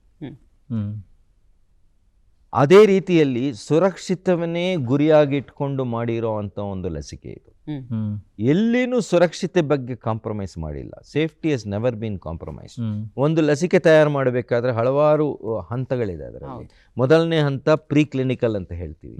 ಅಂದರೆ ಒಂದು ಲಸಿಕೆನ ತಯಾರು ಮಾಡಿ ಅದನ್ನು ಜಂತುಗಳಲ್ಲಿ ಪ್ರಯೋಗಿಸಿ, there are 2 animal models, hamsters and primates. So ಅದರಲ್ಲಿ ಅದು ವರ್ಕ್ ಆಗಬೇಕು. ಅದರಲ್ಲಿ ವರ್ಕ್ ಆಗಬೇಕಂತ ಹೇಗೆ ಗೊತ್ತಾಗುತ್ತೆ ಅಂದರೆ, ಆ ಅನಿಮಲ್ಸ್ನ ಲಸಿಕೆ ಕೊಟ್ಟು ಒಂದು 4 ವಾರ ನಂತರ ಅದನ್ನು ವೈರಸ್ ಜೊತೆಗೆ ಚಾಲೆಂಜ್ ಮಾಡ್ತಾರೆ, ಲೈವ್ ವೈರಸ್ ಜೊತೆಗೆ. ಅದಕ್ಕೆ ಕಾಯಿಲೆ ಬರಬಾರ್ದು. ಇದೆಲ್ಲ ಆಗಿದ್ದ ಮೇಲೇನೆ it is permitted for human trial. Human trials 3 ಹಂತಗಳಿದೆ. ಫಸ್ಟ್ ಹಂತ ಸೇಫ್ಟಿ, ಫೇಸ್ 1. ಅದರಲ್ಲಿ ಬರೀ ಲಸಿಕೆ ಕೊಟ್ಟು ಒಂದು 20 ಇಂದ 100 ಜನರಿಗೆ ಅವರು ಫುಲ್ ಬಾಡಿ ಮೆಟಬಾಲಿಸಮ್ ಎಲ್ಲ ಆಸ್ಪೆಕ್ಟ್ಸ್ ಆಫ್ ಹೆಲ್ತ್ ಚೆಕ್ ಮಾಡೋದು. ಅವ್ರಿಗೆ ಯಾವುದೇ ಒಂದು ಅದರಿಂದ ಏನು ಒಂದು ತೊಂದರೆ ಬಂದಿಲ್ಲ ಅಂದರೆ it goes to phase 2. Phase 2ನ ಗುರಿ ಏನು? ಈ ಲಸಿಕೆ ಏನು ಮಾಡಬೇಕೋ ಅದನ್ನು ಮಾಡ್ತಾ ಇದೆಯಾ, ಅಂದರೆ ಇಮ್ಯುನೋಜೆನಿಸಿಟಿ ಅಂತ ಹೇಳ್ತೀವಿ technical language. That is, if ನಾನು ಲಸಿಕೆ ತೊಗೊಂಡ್ರೆ ನನಗೆ ನಿರೋಧಕ ಶಕ್ತಿ ಹೆಚ್ಚಾಗ್ತಾ ಇದೆಯಾ, ಅದನ್ನು ಆಂಟಿಬಾಡೀಸ್ ಡೆವಲಪ್ ಆಗ್ತಾ ಇದೆಯಾ, ಅದನ್ನು ಪಾಸ್ ಮಾಡಬೇಕು. ಅದನ್ನು ಪಾಸ್ ಆದಮೇಲೆ ಮೂರನೇ ಹಂತಕ್ಕೆ ಬರ್ತೀವಿ. 3ನೇ ಹಂತ is called the actual trial, clinical trial, where ಈ ಲಸಿಕೆ ಜೊತೆಗೆ ಇನ್ನೊಂದು ಕೆಮಿಕಲ್, ಇನಾಕ್ವಸ್ ಕೆಮಿಕಲ್, ಸಲೈನೋ ಯಾವುದೋ ಇಂಜೆಕ್ಟ್ ಮಾಡಿ ಆ ಫೇಸ್ 3 ಕ್ಲಿನಿಕಲ್ ಟ್ರಯಲಲ್ಲಿ ಈ ಲಸಿಕೆ ಕೊಟ್ಟಿದ್ದವರಿಗೆ, ಲಸಿಕೆ ಪಡೆದೇ ಅವರಿಗೆ ವ್ಯತ್ಯಾಸ ಏನು, ಎಷ್ಟು ಮಟ್ಟಿಗೆ ಪ್ರೊಟೆಕ್ಷನ್ ಇದೆ ಅಂತ ಸ್ಟಡಿ ಮಾಡೋದು. ಈ 3 ಹಂತಗಳು ಭಾಳ ಫಾಸ್ಟಾಗಿ ಮಾಡಿದ್ದಾರೆ. Starting from April to about December we had all. ಯಾವುದನ್ನು ಕಾಂಪ್ರಮೈಸ್ ಮಾಡಿಲ್ಲ. ಇರೋ ಲಸಿಕೆಗಳು ಎಲ್ಲಾನು ಒಳ್ಳೆ ಲಸಿಕೆಗಳು. ಈಗ whatever is authorised for human use are very good vaccines. ಜನರು ಏನು ಅನ್ಕೊಳ್ತಾರೆ, ಇಲ್ಲ ಫೈಸರ್ ವ್ಯಾಕ್ಸಿನಿಗೆ 95%, ಇದಕ್ಕೆ 60%. Let me tell you, these are arithmetic games. All vaccines, COVID ಲಸಿಕೆಗಳು ಎಲ್ಲಾನು ದೇ ಪ್ರಿವೆಂಟ್ ಡೆತ್, ಅಂದರೆ ಸಾಯೋದನ್ನ ತಡೆಗಟ್ಟುತ್ತೆ, ತೀವ್ರವಾದ ಕಾಯಿಲೆಯನ್ನು ತಡೆಗಟ್ಟುತ್ತೆ, ಸಿವಿಯರ್ ಡಿಸೀಸ್. ಮೈಲ್ಡ್ ಡಿಸೀಸಲ್ಲಿ there R differences. One vaccine is more efficacious, less. ನಮಗೆ ಬೇಕಾಗಿರೋದೇನು? ಪ್ರಾಣ ಉಳಿಸಬೇಕು, ತೀವ್ರತೆನ ತಡೆಗಟ್ಟು. ಈ ಎರಡೂ ಎಲ್ಲ ಲಸಿಕೆಗಳಲ್ಲಿ ಸಿಗುತ್ತೆ, and all of them are safe. Okay ಡಾಕ್ಟ್ರೇ, ಈಗ ನೀವು ಹೇಳಿದ್ರಿ ಪ್ರತಿ ಹಂತದಲ್ಲೂ ಈ ಲಸಿಕೆ ಇರ್ಬೋದು, ನಿಮ್ಮ ಯಾವುದೇ ಕೆಲಸಗಳಿರ್ಬೋದು, ಕಾಂಪ್ರಮೈಸ್ ಇಲ್ಲದೆ ಮಾಡ್ತೀವಿ, ಹಾಗಾಗಿ ಇದೆಲ್ಲವೂ ಕೂಡ ಇಷ್ಟು ಚೆನ್ನಾಗಿರೋದು ನಮಗೆ ಲಭ್ಯ ಆಗುತ್ತೆ ಅಂತ ವ್ಯಾಕ್ಸಿನೇಷನ್ಸ್ ಬಗ್ಗೆ. ಬದುಕಿಗೆ ಬಂದಾಗ ಬದುಕಿನಲ್ಲೂ ಕೂಡ ಎಲ್ಲೂ ಕಾಂಪ್ರಮೈಸ್ ಆಗದಲೇ ನಾವೇನಾದರೂ ಅಂದ್ಕೊಂಡಿದ್ದು ಮಾಡಿದ್ರೆ ಸಾಧನೆ ಮಾಡೋದಕ್ಕೆ ಸಾಧ್ಯ. ಹಾಗಿದ್ದಾಗ ನಮ್ಮ ವಾತಾವರಣ ಹಾಗೇ ಇರಬೇಕು. ನಮಗೆ ಇವತ್ತು ಬಿಕಾಸ್ ಆಫ್ ಕೋವಿಡ್ ಗೊತ್ತಾಗ್ತಾ ಇದೆ ನಾವು ಹಿಂದಿನ ಹಳೆ ಸಂಪ್ರದಾಯ ಮತ್ತೆ ವಾಪಸ್ ಕರ್ಕೊಂಡು ಬಂದಿರೋದು. ಅಂದರೆ ಕೈ ತುಳಿಬೇಕು ಮತ್ತು ಮಾಸ್ಕ್ ಹಾಕ್ಕೊಳ್ಬೇಕು. ಯಾಕಂದರೆ ಹಿರಿಯರು ಮಾತಾಡಬೇಕಾದ್ರೆ ಯಾವಾಗಲೂ ಕೈ ಅಡ್ಡ ಹಿಡ್ಕೊಂಡೇ ಮಾತಾಡ್ತಾ ಇದ್ದೆ. ಅಂದರೆ ಇದೆಲ್ಲ ಮತ್ತೆ ವಾಪಸ್ ಬಂದಿದೆ ಅಂತ ನೆನಪಾಗುತ್ತೆ. ನಿಮ್ಮ ಕುಟುಂಬದಲ್ಲಿ, ಯಾಕಂದರೆ ಇವತ್ತು ನಮಗೆ ಗೊತ್ತಾಗ್ತಾ ಇದೆ ಬಿಕಾಸ್ ಆಫ್ ಕೋವಿಡ್ಡು, ಆದರೆ ನೀವು ಪ್ರತಿ ಹಂತದಲ್ಲೂ ಪ್ರತಿ ಕ್ಷಣದಲ್ಲೂ ವೈರಾಣುವಿನ ಜೊತೆಗೆ ಕೆಲಸ ಮಾಡೋದ್ರಿಂದ ನಿಮ್ಮ ಕುಟುಂಬದ ಸಹಕಾರ ಹೇಗಿದೆ ಹೇಳಿ ಡಾಕ್ಟ್ರೆ? ತುಂಬ ಅಂದರೆ ನಮ್ಮ ಕುಟುಂಬದ ಸಹಕಾರದಿದ್ದರೆ ಇಷ್ಟ ಮಟ್ಟಕ್ಕೆ ನಾನು ಯಾವುದೂ ಮಾಡೋಕ್ಕಾಗ್ತಾ ಇರಲಿಲ್ಲ. ಹೌದು. ಬಾಲ್ಯದಲ್ಲಿ ಮತ್ತು ನಾನು ಓದುವಾಗ ನಮ್ಮ ತಂದೆ ತಾಯಿ, ನನ್ನ ಬ್ರದರ್ಸ್, ಸಹೋದರರು ಎಲ್ಲ ತುಂಬ ಸಪೋರ್ಟ್ ಮಾಡಿದ್ರು. ಮದುವೆ ಆದಮೇಲೆ I must mention my wife, ನನ್ನ ಹೆಂಡತಿ ಪ್ರಸೂನ ತುಂಬ ಪ್ರೋತ್ಸಾಹ ಕೊಟ್ಟರು. She was also actually a professional. ಅವರು ವಿಪ್ರೋ ಅಲ್ಲಿ ಕೆಲಸ ಮಾಡ್ತಾಯಿದ್ರು. ಫಸ್ಟ್ ಫ್ಯೂ ಇಯರ್ಸ್ ಅವರು ಕೆಲಸ ಮಾಡಲ್ಲ ಅಂತ ಮಕ್ಕಳನ್ನ ನೋಡಿಕೊಂಡು ಮನೇನ ನೋಡ್ಕೊಳ್ತಾ ಇದ್ರು. So I could completely devote ಮಾಡಿ. ಅವರು ಕೆಲಸ ಸೇರಿದ ಮೇಲೇನೂ ಒಂದು 20 ವರ್ಷ ವಿಪ್ರೋದಲ್ಲಿ ಮಾಡಿದರು. Again she gave it up because ಮಕ್ಕಳು ದೊಡ್ಡವರಾಗಿ ಅವರು ಒಂದು ಪ್ರೊಫೆಷ್ನಲ್ ಲೈಫ್ ಎಂಟರ್ ಆಗೋ ಸಮಯದಲ್ಲಿ ದೇ ನೀಡೆಡ್ ಸಂಬಡಿ ಅಂದರೆ. So she has been a tremendous support. ಅದೇ ರೀತಿ ನನ್ನ ಬೋತ್ ಮೈ ಸನ್ಸ್, ನನಗೆ 2 ಗಂಡು ಮಕ್ಕಳು. ದೊಡ್ಡವನು doctor, he is an emergency medicine physician. ಚಿಕ್ಕವನು ಲಾಯರು. ಸೊ ಒಂದು ವೈಟ್ ಕೋಟು, ಒಂದು ಬ್ಲ್ಯಾಕ್ ಕೋಟ್ ಮನೆಯಲ್ಲಿ. ಅವರಿಬ್ರು I must thank them because ನಾನು ನನ್ನ ವೃತ್ತಿಯಲ್ಲಿ ಭಾಳ ಬ್ಯುಸಿ ಇದ್ದು I gave very little time for them, but they were always there to support. ಅದೇ ರೀತಿ ನಮ್ಮ ನಿಮ್ಹ್ಯಾನ್ಸ್ ಕುಟುಂಬ, ಸಹ ಉದ್ಯೋಗಿಗಳು, ನಮ್ಮ ಡಿಪಾರ್ಟ್ಮೆಂಟಲ್ಲಿ ಎಲ್ಲರೂ, ಪ್ಲಸ್ ನಮ್ಮ ಡೈರೆಕ್ಟರ್ಗಳು, ಎಲ್ಲ ಡೈರೆಕ್ಟರ್ಗಳು, ನಮ್ಮ ಫ್ಯಾಕಲ್ಟಿ ಕೊಲೀಗ್ಸ್ ಎಲ್ಲ ತುಂಬ ಪ್ರೋತ್ಸಾಹ ಕೊಟ್ಟಿದ್ದರಿಂದಾನೇ ಇಷ್ಟು ಮಟ್ಟಿಗೆ ಮಾಡೋಕ್ಕಾಗ್ತದೆ. ಆದರೆ ಸರ್, ಒಂದಂತೂ ನಾವು ನಿಮಗೆ ಮೆಚ್ಚುಗೆ ಸೂಚಿಸಲೇಬೇಕು. ಈಗ ಒಂದು ಮಹಿಳಾ ದಿನಾಚರಣೆಯ ಆ ಒಂದು ವಾರ ಆಗಿರೋದ್ರಿಂದ ನಿಮ್ಮ ಹಿಂದೆ ನಿಂತಂಥ ಯಶಸ್ವಿ ಮಹಿಳೆ ನಿಮ್ಮ ಹೆಂಡತಿ, ಅವ್ರಿಗೊಂದು ಅಭಿನಂದನೆ. ಡಿಪಾರ್ಟ್ಮೆಂಟಲ್ಲಿನೂ ತುಂಬ ಮಹಿಳೆಯರೇ ಇದ್ದು. ಸೊ ಅಲ್ಲ, ಅದೊಂದು ಅಭಿನಂದನೆ ತಿಳಿಸೋಣ. ಅದರ ಜೊತೆಗೆ ಏನಂತ ಹೇಳಿದ್ರೆ, ಇಷ್ಟೆಲ್ಲ ಮಾಡೋದಕ್ಕೆ ನಾನು ಕಡಿಮೆ ಸಮಯ ಕೊಟ್ಟೆ ಕುಟುಂಬಕ್ಕೆ ಅಂತ ಹೇಳ್ಕೊಳ್ತಾ ಇದ್ದೀರಲ್ಲ ಸರ್, ಆದರೆ ನನಗನ್ಸುತ್ತೆ ಇಡೀ ಅಂದರೆ ಈ ವೀಕ್ಷಕರೆಲ್ಲರೂ ಕೂಡ ನೋಡ್ತಾ ಇರೋರು ಅಂದ್ಕೊಳ್ತಾರೆ ಅದೆಷ್ಟೋ ಕುಟುಂಬಗಳನ್ನು ಬದುಕಿಸಿದಂಥ ವ್ಯಕ್ತಿ ನೀವು, ಅಂದರೆ ನಾವೆಲ್ಲರೂ ನಿಮ್ಮ ಜೊತೆಗಿದ್ದೀವಿ ಅಂತ. ಅಂದರೆ ಅಂಥ ಕುಟುಂಬಗಳಿಗೆ ನೀವು ನೆರವಾದ್ರಲ್ಲ, ಅದಕ್ಕೊಂದು ಅಭಿನಂದನೆ ಎಲ್ಲರ ಪರವಾಗಿ. ಅಲ್ವಾ ಚೈತ್ರ? ವಿಶ್ವ ಕುಟುಂಬಿ ಅಂತಾನೆ ಹೇಳ್ಬಹುದು ಅಲ್ವಾ ಅವರು? ಡಾಕ್ಟ್ರೆ, ಈಗ 4 ದಶಕಗಳ ಹಿಂದೆ ನೀವು ಈ ಒಂದು ವೈರಾಲಜಿ ಅಂದರೆ ಸಂಶೋಧನಾ ಕ್ಷೇತ್ರದಲ್ಲಿ ಕಾಲಿಟ್ರಿ. ನೀವೇ ಹೇಳಿದಾಗೆ ನಿಮ್ಹಾನ್ಸಿಗೆ ನೀವು ಬಂದಾಗ ಬರೀ ಒಂದು ಮೇಜು ಮತ್ತು ಕುರ್ಚಿ ಅಷ್ಟೇ ಇದ್ದದ್ದು ಅಂತ ಹೇಳಿ, ಅಂದಿನಿಂದ ಇಂದಿನವರೆಗೆ ಅಂದರೆ ಈ 40 ವರ್ಷಗಳ ಕಾಲದಲ್ಲಿ ಈ ಒಂದು ನಿಮ್ಮ ಜೀವನವನ್ನೇ ನೀವು ಗಮನಿಸ್ತಾ ಬಂದಾಗ ಯಾವೆಲ್ಲ ರೀತಿ ಬದಲಾವಣೆ ಸಂಶೋಧನಾ ಕ್ಷೇತ್ರದಲ್ಲಿ ಆಗಿದೆ ಅಂತ ನಿಮ್ಗನ್ಸುತ್ತೆ? ಇವಾಗ ನಾನು ಹೇಳಿದ್ನಲ್ಲ, ನಾನು ನಿಮ್ಹ್ಯಾನ್ಸಲ್ಲಿ ಹೆಜ್ಜೆ ಇಡುವಾಗ ವೈರಾಲಜಿ ಅನ್ನೋದು ಭಾಳ ಅಪರೂಪ ಇತ್ತು, ಆ ಒಂದು ಸ್ಪೆಷಾಲಿಟಿ. ಬಟ್ ಈ ಒಂದು ವೇರಿಯಸ್ ಕಾಯಿಲೆಗಳು HIV ಬಂದ ಮೇಲೆ ವೈರಾಲಜಿ ಪ್ರಾಮುಖ್ಯತೆ ಸ್ವಲ್ಪ ಮುಂದಕ್ಕೆ ಬಂತು. ಯಾಕಂದರೆ ಆ ಒಂದು that was a very scary disease. ಎರಡನೇದು, ಅದನ್ನು ಡಯಾಗ್ನೋಸ್ ಮಾಡೋಕ್ಕೆ ತುಂಬ ಸುಲಭವಾದ ಎಲೈಸಾ ಟೆಸ್ಟ್ಗಳಿತ್ತು. ಸೊ ಎಲ್ಲ ಆಸ್ಪತ್ರೆಗಳಲ್ಲೂ ಸ್ವಲ್ಪ ವೈರಾಲಜಿ ಅನ್ನೋ ಪದ ಶುರುವಾಗಿ ಅವ್ರಿಗೆ ಸ್ವಲ್ಪ ಅನುಭವ ಸಿಕ್ಕಿತ್ತು ಆ್ಯಂಟಿಬಾಡಿ ಟೆಸ್ಟಿಂಗಲ್ಲಿ. ಆಮೇಲೆ ನಿಮಗೆ H1N1 ಬಂತು, ಆವಾಗ PCR so virology I must thank viruses for virology development in my life. ಅದೊಂದು ಭಾಳ ಮುಖ್ಯವಾಗಿದ್ದು. ಎರಡನೇದು, ಈ ಕೋವಿಡ್ ಪ್ಯಾಂಡಮಿಕಲ್ಲಿ ಮಾತ್ರ ಇಡೀ 40 years ಆಫ್ ನಿಮ್ಮ ಅನುಭವ ಎಲ್ಲ came to very handy. So and ಇನ್ನೊಂದು, ನಮ್ಮ National Medical Commission, former Medical Council of India ಭಾಳ ಒಳ್ಳೆ ನಿರ್ಧಾರ ತಗೊಳ್ಳಿತ್ತು. ಏನು ನಿರ್ಧಾರ ಅಂದರೆ, that is the I should say that is the greatest satisfaction when I retired. ಎಲ್ಲ ವೈದ್ಯಕೀಯ ಶಿಕ್ಷಣಾಲಯಗಳಲ್ಲಿ ಅಂದರೆ ಮೆಡಿಕಲ್ ಕಾಲೇಜಸಲ್ಲಿ ವೈರಾಲಜಿ ಇಸ್ ಅ ಮ್ಯಾಂಡೇಟ್ರಿ ಅಂತ ಒಂದು ರೆಗ್ಯುಲೇಷನ್ ಪಾಸ್ ಮಾಡಿ ಅವ್ರಿಗೆ ರೆಕಗ್ನಿಷನ್ ಹೊಟ್ಟೋಗುತ್ತೆ ಅಂತ ಹೇಳಿದ ಮೇಲೆ all medical colleges, I am happy to tell, 470 odd medical colleges have a virology lab. So this I think is very very gratifying for me when I retire. ಇಲ್ಲ, ನಮಗೂ ಹೆಮ್ಮೆ ಅನಿಸುತ್ತೆ sir. ಅಂದರೆ ನಿಮ್ಮಂಥವ್ರ ಜೊತೆಗೆ ನಾವು ಮಾತಾಡ್ತಾ ಇಂಥ ವಿಷಯಗಳನ್ನು ಕೇಳೋದ್ರ ಜೊತೆಗೆ ಕಾರ್ಯರೂಪದಲ್ಲಿ ಅದೆಲ್ಲ ದೊಡ್ಡ ಮಟ್ಟದ ಕೆಲಸ ಮಾಡ್ತಾ ಇದೆ ಅಂತ. ಸರ್, ಇಷ್ಟಾದ್ರೂ ನಮ್ಮ ದೇಶ ಅಥವಾ ಬೇರೆ ದೇಶ ಅಂತ ತೊಗೊಂಡಾಗ ಅದು ಎರಡರ ಮಧ್ಯದಲ್ಲಿ ಯಾವಾಗಲೂ ಒಂದಷ್ಟು ಬೇರೆ ಬೇರೆ ರೀತಿಯ ಭಿನ್ನಾಭಿಪ್ರಾಯಗಳು. ಯಾವುದರಲ್ಲಿ ಸಂಶೋಧನೆ ಅಂದಿದ ತಕ್ಷಣ ಅಥವಾ ಏನೋ ಹೊಸದಾಗಿ ಅನ್ವೇಷಣೆ ಮಾಡ್ತಾರೆ ಅಂತ ಹೇಳಿದ್ರೆ ಅದು ಫಾರಿನ್ ಅಂತಲೇ ಬರುತ್ತೆ ಯಾವಾಗಲೂ. ಅಂದರೆ ನಿಮಗೇನು ಅನಿಸುತ್ತೆ ಸರ್ ನಮ್ಮಲ್ಲಿನ ಸಂಶೋಧನೆಗೂ ಹೊರದೇಶದಲ್ಲಿ ಆಗುವಂಥ ಸಂಶೋಧನೆಗಳ ಬಗ್ಗೆ? 40 ವರ್ಷ ಹಿಂದೆ ದ ಗ್ಯಾಪ್ ವಾಸ್ ವೈಡ್, ತುಂಬ ಹೆಚ್ಚಿತ್ತು. ಆದರೆ ನಮ್ಮ ಆರ್ಥಿಕ ಪರಿಸ್ಥಿತಿ 92ರಿಂದ ಬದಲಾವಣೆ ಆಯಿತು. India started turn around and ನಾವು ಇವಾಗ ಒಂದು ಗ್ಲೋಬಲ್ ಎಕಾನಮಿ. ಸೊ ರಿಸೋರ್ಸಸ್ ಇಲ್ಲದ್ರೆ ಏನು ಮಾಡೋಕ್ಕಾಗಲ್ಲ. Virology is a very resource intensive. So ಇವಾಗ I will say the gap is very less. ನಾವು scientifically we are more or less equal. ಈ ಕೋವಿಡೇ ತಗೊಳ್ಳಿ, we have our own vaccine. ಹೌದು. And Indian vaccine companies supply vaccine to 160 countries. Covishield ಇಲ್ಲೇ ತಯಾರು ಮಾಡ್ತಾರೆ. ಕೋವ್ಯಾಕ್ಸಿನ್ ಅನ್ನೋದು ನಮ್ಮ vaccine. So now I think the gap is narrowed down and we are now focusing on indigenous science and governments have ಸಕ್ಸಸ್ಸಿವ್ಲಿ ಅದಕ್ಕೆ ತುಂಬ ಪ್ರೋತ್ಸಾಹ ಕೊಟ್ಟಿದ್ದಾರೆ. So I think we are on ಪಾರ್ ವಿತ್ ಗ್ಲೋಬಲ್ ಸೈಂಟಿಸ್ಟ್. ನಿಮ್ಮ ಕಾಲದಲ್ಲಿ ಯುವ ಜನರಿಗೆ ಇದ್ದಿದ್ದು ಎರಡೇ ಆಯ್ಕೆಗಳು, ಒಂದು ಇಂಜಿನಿಯರಿಂಗು ಅಥವಾ ಮೆಡಿಕಲ್ ಅನ್ನುವಂಥದ್ದು. ಈಗಿನ ಯುವ ಜನರಿಗೆ ಸಾಕಷ್ಟು ಆಯ್ಕೆಗಳು ಲಭ್ಯವಿದೆ ವೃತ್ತಿಯನ್ನಾಗಿ ಆರಿಸ್ಕೊಳ್ಬೇಕಾದ್ರೆ. ಆದರೂ ಕೆಲವರು ವೈದ್ಯಕೀಯ ಕ್ಷೇತ್ರಕ್ಕೆ ಬರಬೇಕಾದ್ರೆ ಹೇಳುವಂಥದ್ದೇನು, ಅದು ಸೇವೆಗೆ ಪ್ರಾಧಾನ್ಯತೆಯನ್ನು ನೀಡುವಂಥದ್ದು. ಇತ್ತೀಚಿನ ದಿನಗಳಲ್ಲಿ ಅದು ಕಡಿಮೆಯಾಗಿ ವೈದ್ಯಕೀಯ ಕ್ಷೇತ್ರ ಅನ್ನೋದು ಸೇವಾ ವಲಯವಾಗಿ ಉಳಿದಿಲ್ಲ ಅನ್ನುವಂತಹ ಮಾತುಗಳು ಕೂಡ ಕೇಳ್ತಾ ಇದೆ.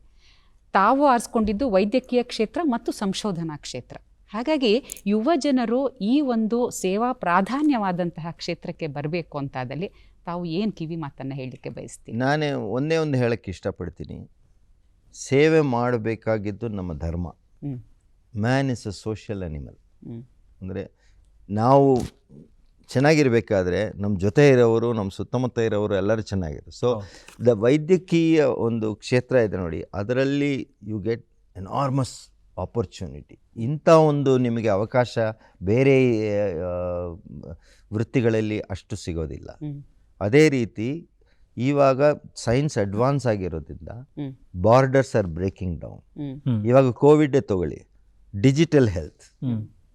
ಸೊ ನಿಮಗೆ ಡಿಜಿಟಲ್ ಟೆಕ್ನಾಲಜಿ ಇಂಟ್ರೆಸ್ಟ್ ಇದ್ದರೆ ಟೆಲಿಕನ್ಸಲ್ಟೇಷನ್, ಲಸಿಕೆ ಮಾಡೋದು, mRNA technology. So I think there is tremendous opportunity. I invite people. ಇವಾಗ more people are going to engineering ಅಂತ ನಾವು ಪೇಪರಲ್ಲಿ ಓದ್ತಾ ಇದ್ವಿ. It is sad. We also need doctors. So ಮುಂದೆ ಬನ್ನಿ, ಸೇವೆ ಮಾಡಿ. This is a very challenging field.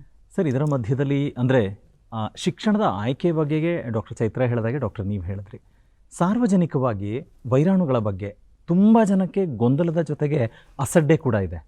ಬಿಡಪ್ಪ ಏನಾಗುತ್ತೆ ಅನ್ನೋ ಥರ. ಆದರೆ ಈಗ ಕೋವಿಡ್ನಂಥ ಪರಿಸ್ಥಿತಿಯಲ್ಲಿ ಸ್ವಲ್ಪ ಸೀರಿಯಸ್ನೆಸ್ ಇದೆ. ಸಾರ್ವಜನಿಕರಿಗೆ ಏನು ಸಂದೇಶ ಹೇಳ್ತೀರಾ ಸರ್? ನಾನು ಹೇಳೋದು ಇಷ್ಟೇ, ವೈರಸ್ಗಳು they live in their own space. ಅದನ್ನು ಹೋಗಿ ಎಳ್ಕೊಂಡು ಬಂದು ಕಾಯಿಲೆ ಉಂಟು ಮಾಡೋದು human beings.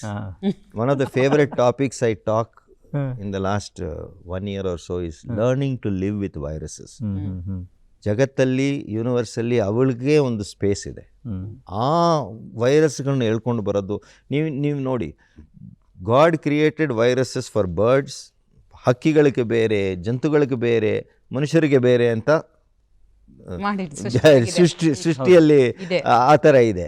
ಆದರೆ ಒಂದು ವೆಟ್ ಮಾರ್ಕೆಟಲ್ಲಿ ಹಕ್ಕಿಗಳು, ಜಂತುಗಳು, ಹ್ಯೂಮನ್ ಬೀಯಿಂಗ್ಸು, ಕ್ಲೋಸ್ಡ್ ಸ್ಪೇಸ್ ಎಲ್ಲ ತಂದಿಟ್ಟರೆ ಯಾಕೆ ಹರಡಲ್ಲ? There are hundreds of examples how human beings ಹೋಗಿ ಹೇಳ್ಕೊಂಡು ಬಂದಿದ್ದಾರೆ.